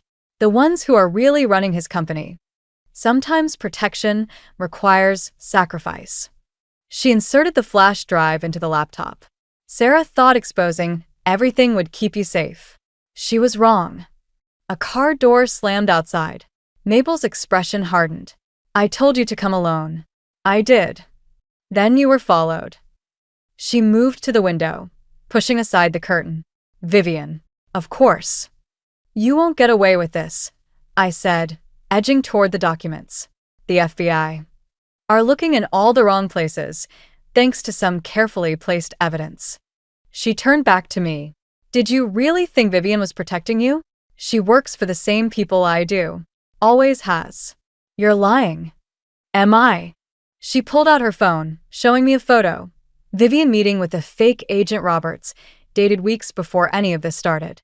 She's been playing both sides, Elena, just like she did with your mother. The front door burst open. Vivian stood there, gun raised. Step away from her, Mabel. Right on cue. Mabel's laugh was cold. Tell her, Vivian. Tell Elena how you really knew Sarah was going to die. Don't listen to her, Vivian said, but her hand shook slightly. She's trying to manipulate you, just like she did with your mother. The truth, I demanded, my voice breaking. For once, someone tell me the truth. I was supposed to stop her, Vivian whispered. That night, I was supposed to intercept Sarah before she reached the lake house. Keep her from exposing everything. But you didn't. No. Her eyes filled with tears. I called and warned her instead. Told her to run. But Mabel's people were already waiting. Enough. Mabel moved with surprising speed, grabbing my arm. Something cold pressed against my ribs, a gun. 8 years I've spent protecting this family, making the hard choices neither of you could. By killing your own daughter-in-law? By keeping the business alive. Keeping Graham out of prison. Giving you a comfortable life. Drop the gun, Mabel. Vivian's voice was steel. Sarah made me promise to protect Elena. I won't fail her again. You already have. The world exploded in sound and movement. I drove my elbow back, just like Mom had taught me in self-defense classes. Mabel's grip loosened. The gun went off, shattering a window. Vivian fired.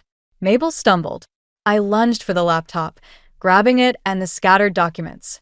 Vivian's hand found my arm, pulling me toward the door. Elena, please, Mabel called out, clutching her bleeding shoulder. Everything I did was for this family.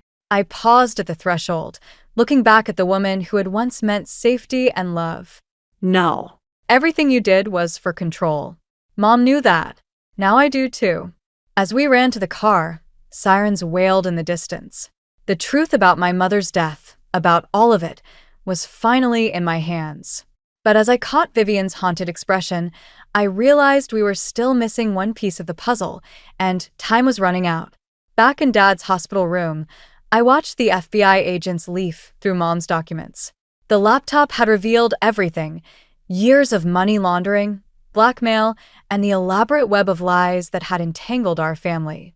Mabel was in custody, along with several of Dad's board members. She wanted to protect me, Dad said quietly, his voice rough with emotion. Your mother. That's why she went to Vivian instead of me. She knew I was too deep in denial to see what my own mother was doing. Vivian stood by the window, her usual perfect posture softened by exhaustion. Sarah knew they would come after her. She made me promise to wait, to watch over both of you until Elena was ready to handle the truth. 8 years, I said, but the bitterness had faded, replaced by something more complex. All this time, I thought you were the villain in our story. In some ways, I was. Vivian turned, meeting my eyes. I could have told you sooner, could have found another way. But fear makes us do terrible things, even with good intentions. A knock at the door made us all turn. Ms. Harper stood there, holding a familiar violin case. The FBI finished processing it, she said, bringing it to me. They said you should have it now. The case felt lighter somehow, its burden of secrets finally lifted. Inside, where the flash drive had been hidden, I noticed something else, a small envelope, yellowed with age, with my name in Mom's handwriting. My hands shook as I opened it. My dearest Elena, if you're reading this, then you've finally uncovered the truth.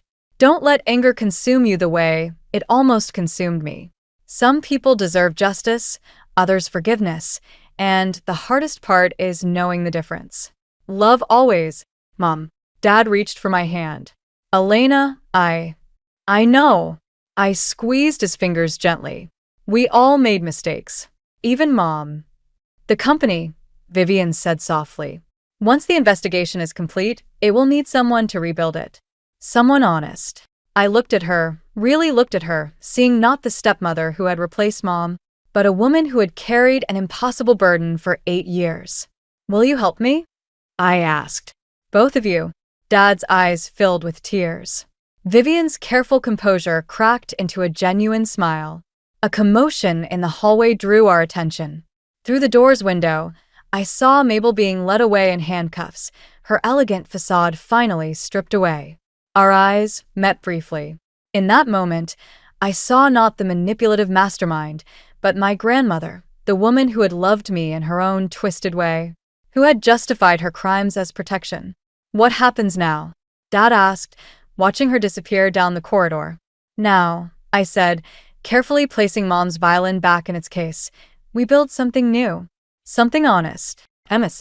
Harper touched my shoulder. Your mother would be proud. As if in response, the setting sun broke through the hospital window, casting long shadows across the room. Mom's violin case sat between us, no longer a vessel of secrets, but a reminder of the truth's cost and its worth. Later that night, as I drove home, my phone buzzed with a text from an unknown number. There are still people out there. People who won't want the truth exposed. Be careful. V. I smiled, thinking of Mom's letter. Some people deserve justice, others forgiveness. And sometimes, the hardest battles aren't fought with weapons or words, but with the quiet courage to face the truth, no matter how much it hurts. The violin case sat in my passenger seat, and in my rearview mirror, I could see Vivian's car following at a discreet distance, still protecting, but now in the open. Dad was healing. Mabel would face justice, and the web of lies that had entangled us for 8 years was finally unraveling. But Mom was right about one thing. The hardest part isn't uncovering the truth. It's knowing what to do with it once you have it. And that journey was just beginning. The boxes were gone. All of them. My entire life. Packed away and replaced with mint green walls, a white crib, and a rocking chair where my desk used to be. I stood in the doorway, my backpack sliding off my shoulder and hitting the floor with a dull thud. Do you like it? Marisol's voice came from behind me, dripping with false sweetness. We finished it yesterday. The designer did such an amazing job with the space. My space. My room. The walls my mom and I had painted together when I was 12, covered up like they never existed. I pressed my palm against the doorframe, steadying myself. Where are my things? The words came out barely above a whisper. Oh, honey. Marisol waddled closer, her pregnant belly leading the way. Grant moved everything to the basement. We needed this room for the baby. It has the best natural light. I turned to face her, catching the slight upturn at the corner of her mouth. She'd been waiting for this moment, probably rehearsing it while directing the movers where to put the changing table. You had no right. My voice grew stronger. This is my mother's house. Actually, it's your father's house now. She placed her hand on her belly, a gesture she used like a shield. And we're having a baby. You're practically grown. You'll be going to college soon anyway. Heavy footsteps on the stairs announced my father's arrival. He appeared behind Marisol, his face already set in that placating expression I'd grown to hate. Alara, be reasonable. The baby needs. Mom left this house to me. I cut him off, my hands balling into fists. You know she did. That's not exactly. He ran his fingers through his thinning hair. It's complicated, sweetie. There are legal aspects you don't understand. Then explain them to me. I stepped closer, forcing him to meet my eyes. Because I remember sitting in Mr. Patterson's office after the funeral. I remember him reading the will. Marisol's hand found my father's arm. Grant, maybe we should all sit down and discuss this calmly. The stress isn't good for the baby. Right. I laughed, the sound sharp and foreign in my throat. Because that's all that matters now. I pushed past them, taking the stairs 2 at a time. The basement door was locked. Another new development. My father called after me, but I was already moving, grabbing my keys from the hook by the front door. Alara, wait. He caught up to me on the porch. Where are you going? To Aunt Val's. I yanked open my car door. At least she doesn't lie to me. You're being dramatic. He stepped closer, lowering his voice. Your mother would want us to move forward, to be a family. The mention of my mother froze me in place. I turned slowly, meeting his gaze. Mom would never have let you do this. She promised me this house would always be my home. Things change, sweetie. His eyes darted away. Sometimes we have to adapt. No, Dad. You changed. I slid into the driver's seat. And I'm done adapting. As I backed out of the driveway, I caught a glimpse of Marisol in the nursery window, one hand on her belly, the other adjusting the pristine white curtains. My mother's wind chimes still hung from the porch, their gentle tinkling following me down the street like a goodbye. I pressed the accelerator harder, my vision blurring. Aunt Val would know what to do. She always said Mom had been smarter than anyone gave her credit for. Maybe it was time to find out exactly what that meant. Aunt Val's kitchen always smelled like cinnamon, even in summer. I sat at her worn oak table, watching steam rise from my untouched tea while she paced, phone pressed to her ear. No, Grant. You can't just listen to me. Her free hand clenched into a fist. That house was Elena's. You know exactly what she wanted. Theo slid into the chair beside me, his gangly teenage frame somehow taking up twice the space it should. Dad's making lasagna, he whispered. The good kind, with extra cheese. I managed a weak smile. Uncle Dorian's cooking was legendary, but right now even the thought of food made my stomach turn. Fine. Have your lawyer call me. Aunt Val ended the call with more force than necessary. That man has some nerve. What did he say? I traced the rim of my mug, not sure I wanted to know. He claims there were amendments to the will. She dropped into the chair across from me. Changes your mother supposedly made before she died. The lie hit me like a physical blow. That's impossible. Mom was in the hospital those last weeks. She could barely hold a pen. Exactly. Aunt Val reached for my hand. And I was there every day. She never mentioned changes to anything. Uncle Dorian appeared in the doorway, wiping his hands on a dish towel. Maybe we should call Patterson ourselves. He handled Elena's estate. Already tried. Aunt Val's mouth tightened. His office says he retired last month. All his files were transferred to some firm downtown. Convenient timing, I muttered. Too convenient. Uncle Dorian pulled up a chair. But your father's not as clever as he thinks. There are always paper trails. A notification lit up my phone, a text from Dad. Come home. We need to talk. I switched off the screen without responding. You can stay here as long as you need, Aunt Val said. The guest room is yours. Thanks. I swallowed hard. But what about school? All my stuff is still locked in their basement. I'll handle that. Uncle Dorian's calm voice steadied me. First thing tomorrow, we'll go get your things. Dad won't like that. Your father's feelings stopped being my priority the moment he locked away your belongings. Aunt Val's tone could have frozen water. Besides, I still have a key. Theo perked up. Can I come? I want to see Marisol's face when... Theo. Uncle Dorian's warning was gentle but firm. Sorry. He slouched back, but I caught his conspiratorial wink. The doorbell rang, making us all jump. Through the front window, I glimpsed my father's car in the driveway. I'll handle this. Aunt Val stood, but I caught her arm. No. I need to face him. I moved toward the door, my legs steadier than I expected. Dad stood on the porch, hands shoved in his pockets like a teenager. Behind him, Marisol waited in the car, her silhouette visible through the windshield. Elara, please. His voice had that pleading tone I'd grown used to since Mom died. Let's work this out. Like you worked out taking my room without asking? The baby has 8 other rooms to choose from. I crossed my arms. Mom's house has plenty of space. His face hardened. Your mother's house is my house now. And until you're 18, you live by my rules. 7 months. I met his gaze. That's how long until I'm 18. Did you think I wouldn't remember what Mom's will said? Something flickered in his eyes, fear, maybe, or guilt. Things aren't that simple. They are to me. I stepped back inside. I'll be by tomorrow for my things. Alara. I closed the door, cutting off his protest. Through the window, I watched him stand there for a long moment before returning to his car. As they drove away, I heard Aunt Val on the phone again, her voice low and determined. Yes, I need to speak to someone about contesting a will amendment. The bank statement trembled in my hands as I sat in my car outside Dad's office building. His company name wasn't on the directory anymore. In fact, according to the security guard, Grant Mitchell hadn't worked here for 3 months.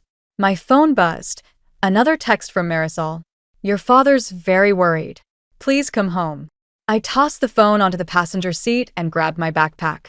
The elevator ride to the 14th floor felt endless. When the doors opened, I walked straight to where Dad's office used to be.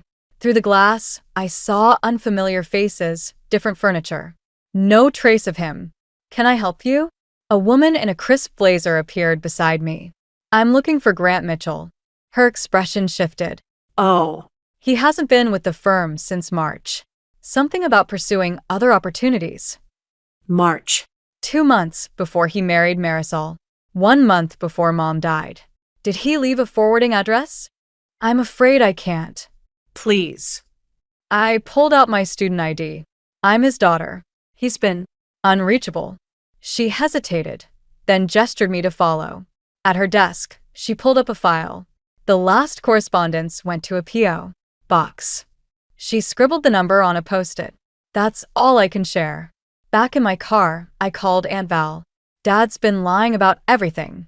He lost his job months ago. That explains the refinancing paperwork. Her voice was tight. The bank sent it to your mother's email. I still have access. He's taken out 2 mortgages on the house.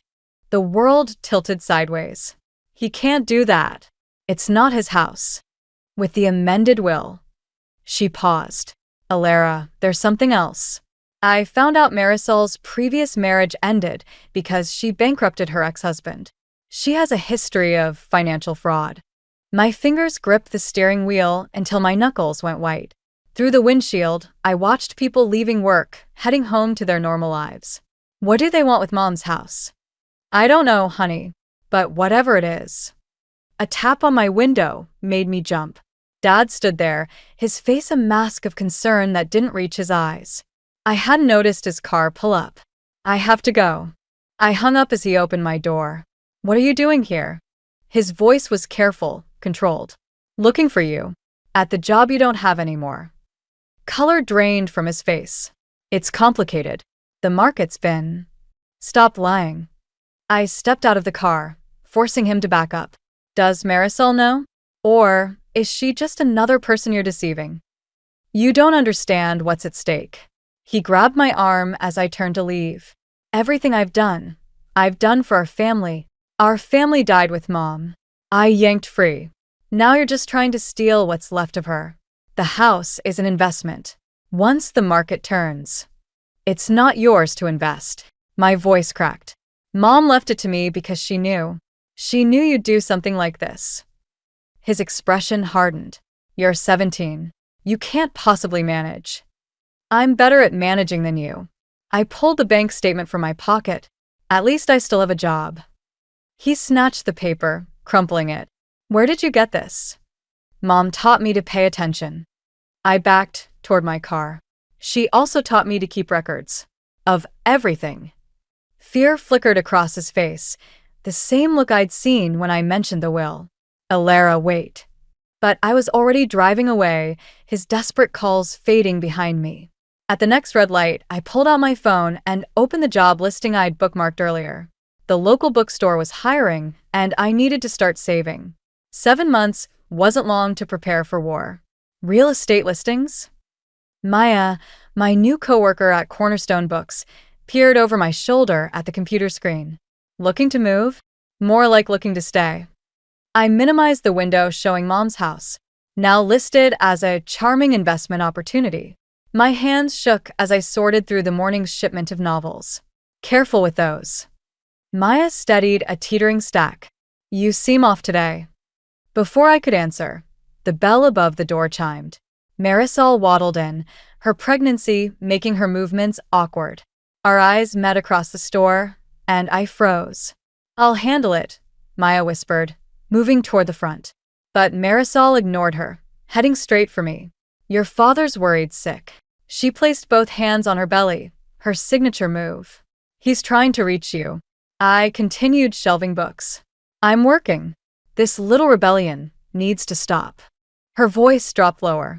"We're trying to do what's best for everyone by selling Mom's house." I turned to face her. I saw the listing. Something flickered across her face. Surprise, then calculation. "The market's perfect right now. We could all benefit." "There is no we." I clutched a book so tight its corners dug into my palms. "That house isn't yours to sell." "No." She smiled, the expression never reaching her eyes. "Check the county records. Everything's in Grant's name now." Maya appeared beside me. "Is there a problem here?" "Just a family discussion." Marisol's smile widened. "Though Alara should know, her father's lawyer called. Apparently, there are some concerns about Elena's mental state when she made her original will." The room tilted. "What?" "The medication she was on, the pain she was in?" Marisol shrugged. "It brings everything into question. But we can discuss this at home. This isn't about Mom's will." The realization hit like ice water. "You're broke. That's why you need to sell." Her smile vanished. "You don't know what you're talking about. I know about your last marriage, about Dad losing his job." I stepped closer. "What happened to his severance pay, Marisol?" She grabbed my arm, fingers digging in. "Listen carefully. You're a child playing at being grown up. Don't push this." "Everything okay?" Maya's voice carried a warning. Marisol released me, composure snapping back into place. "Just remember what I said. Some battles aren't worth fighting." After she left, Maya locked the door and flipped the back in 15-minute sign. "Want to tell me what that was about?" I sank onto a nearby stool. "My stepmother's trying to sell my dead mom's house out from under me." Damn. She sat beside me. "That's some Cinderella-level stuff." "Yeah, except this evil stepmother knows real estate law." I pulled out my phone, showing her the listing. "They've already scheduled an open house." "Wait."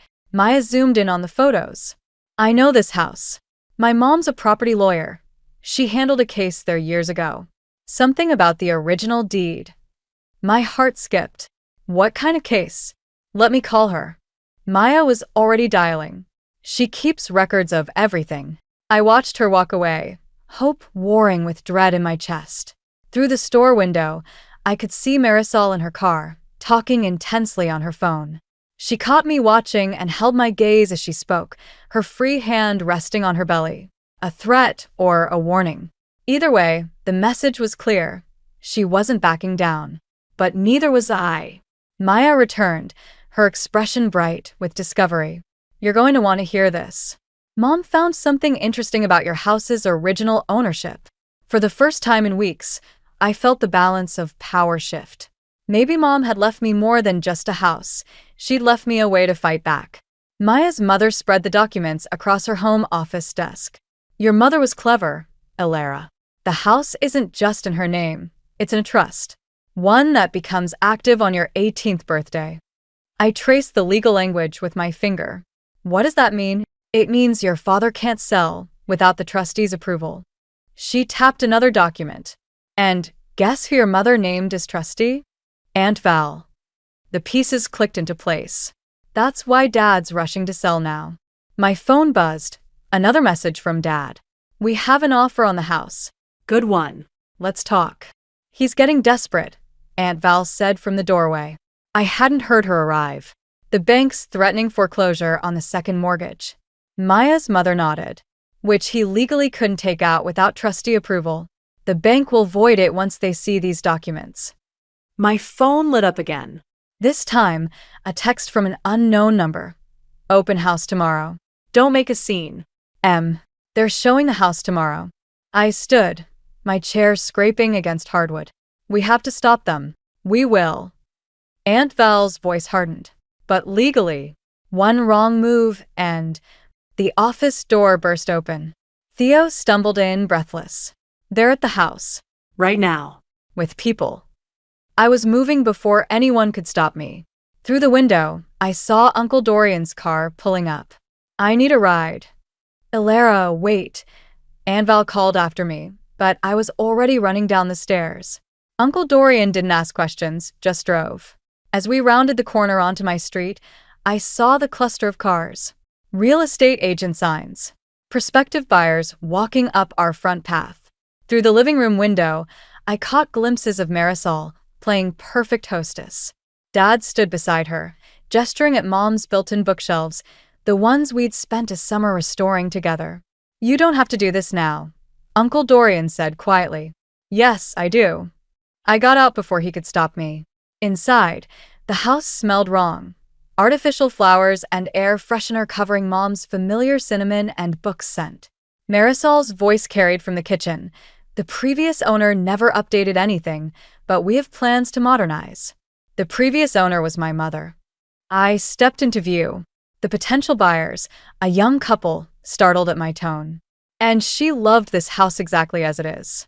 "Ilara." Dad's warning came through clenched teeth. "This isn't the time."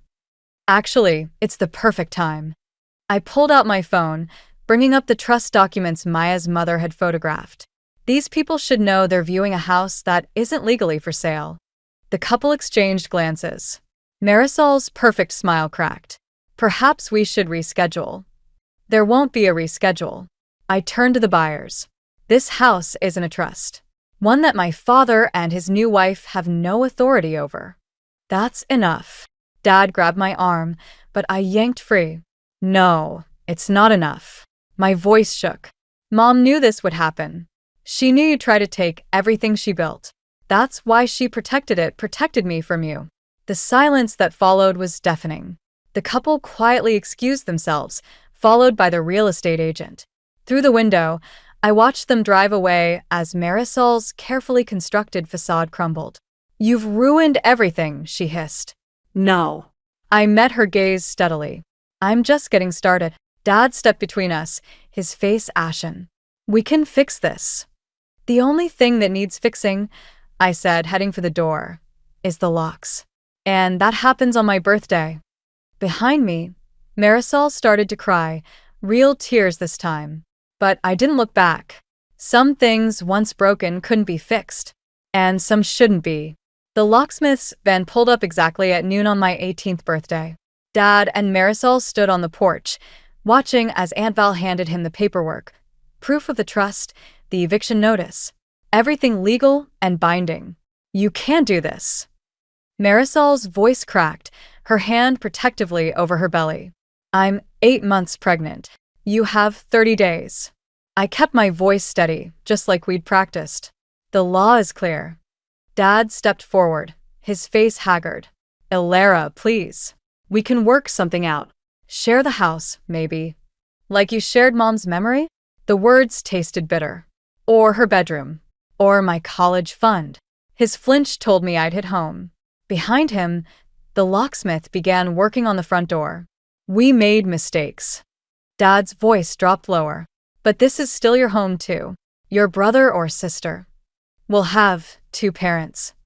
I cut him off. "I only have Mom's memory. And this house." Marisol suddenly doubled over, gasping. Dad rushed to support her, panic flashing across his face. "The baby is fine." She straightened slowly, eyes locked on mine. "Just stress. Which isn't good for either of us, Ilara." The manipulation was obvious, but something in her expression made me hesitate. Then I saw the nursery curtains through the window, the ones that used to be in my room, and my resolve hardened. "Your lawyer has the paperwork." I nodded to the manila envelope on the porch swing. 30 days. "You'll regret this." Marisol's mask slipped, revealing something ugly beneath. "When you're alone in this big house, surrounded by ghosts. Better ghosts than liars." The locksmith stood, keys in hand. "All done. New deadbolts installed." I took the keys, their weight familiar, yet strange.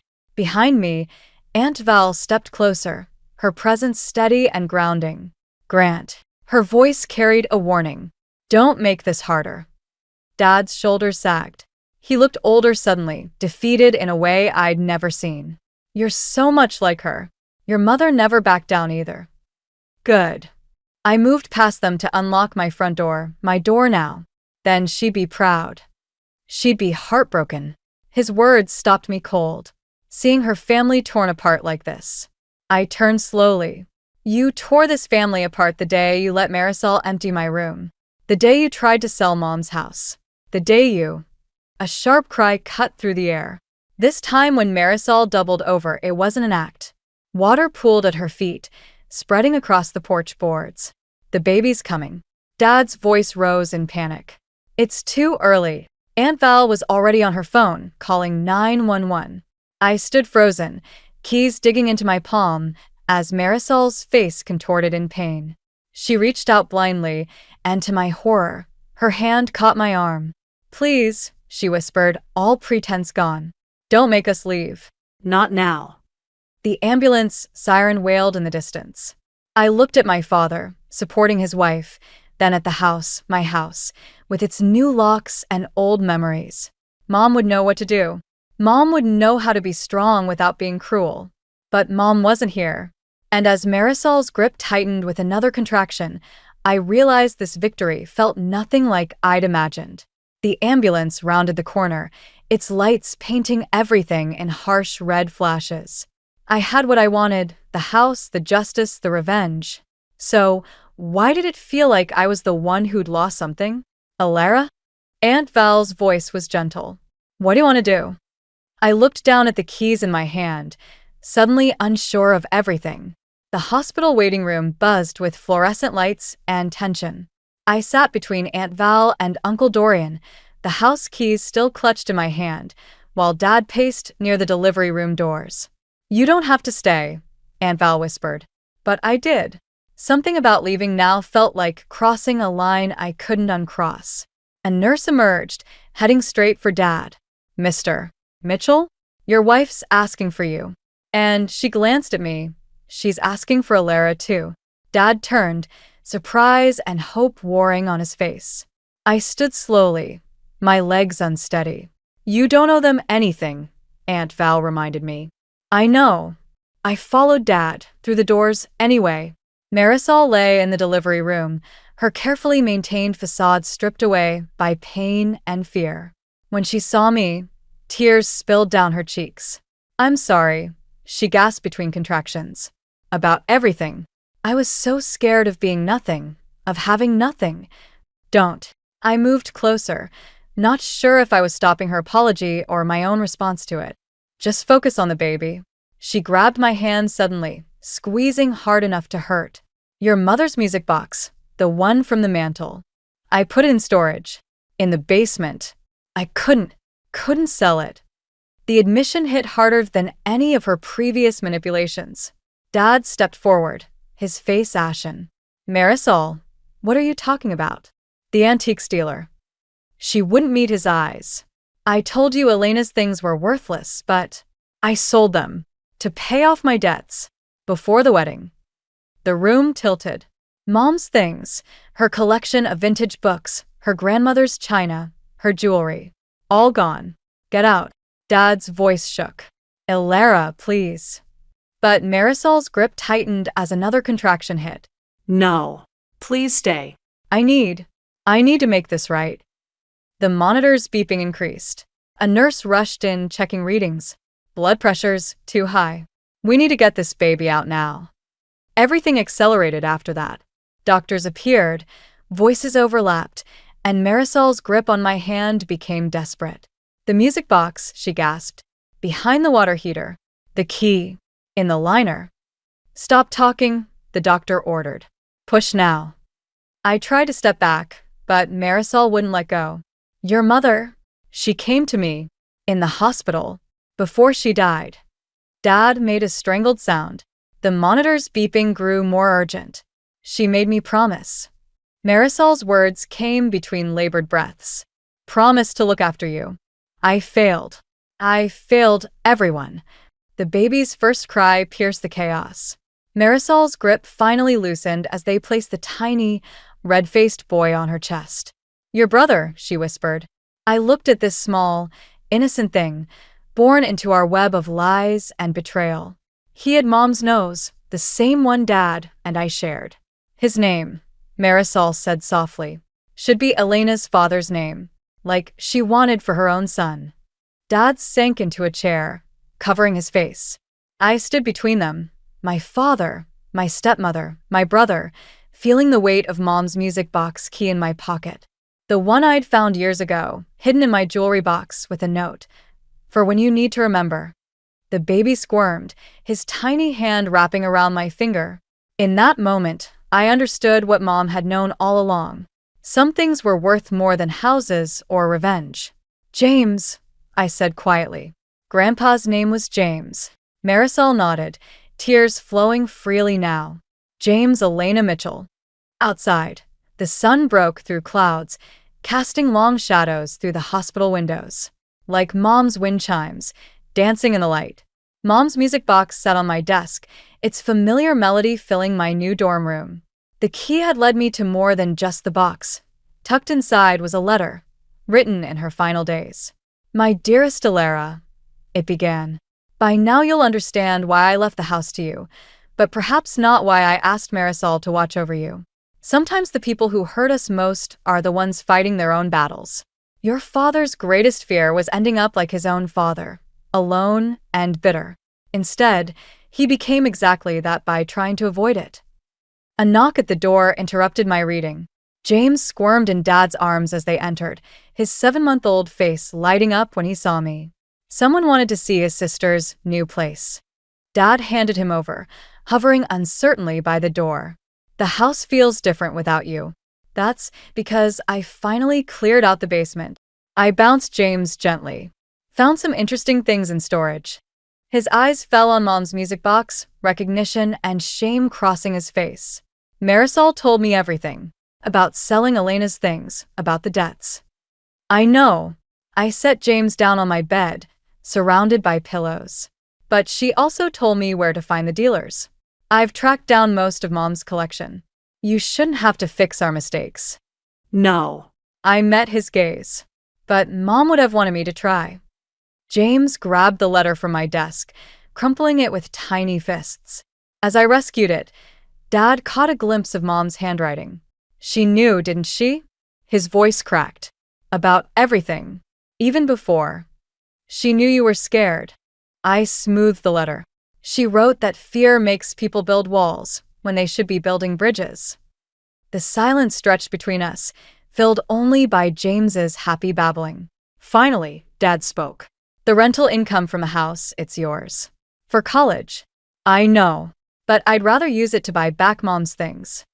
I picked up James as he started fussing. Some legacies are worth more than money. You sound just like her. He smiled sadly. The apartment Marisol and I found, it has an extra room. If you ever want to visit. James misses you. Just James? His eyes welled up. No. Not just James. I handed him back his son, who immediately grabbed his nose. I have a study group tonight, but maybe this weekend I could come see the apartment. We'd like that. He turned to leave, then stopped. Elena would be proud of you, Alara. Not for keeping the house, but for knowing when to open its doors. After they left, I returned to Mom's letter, reading the final lines I'd memorized weeks ago. The house is yours, my darling. But don't let it become a fortress. Let it be what it was always meant to be, a bridge between past and future, between hurt and healing. Sometimes the bravest thing isn't holding on, but learning to let go while keeping your heart open. I closed the music box, its melody fading like summer twilight. Through my dorm window, I could see students crossing the quad, their lives intersecting and diverging like the paths in Mom's garden. Tomorrow, I'd drive to the antique dealer 2 towns over, another piece of Mom's collection waiting to come home. But tonight, I had reading to do, a future to build, and bridges to cross. My phone lit up with a text from Marisol. James rolled over today. Thought you'd want to know. Below it was a video attachment, and despite everything, I found myself smiling as I pressed play. Some bridges, it seemed, built themselves when you weren't looking.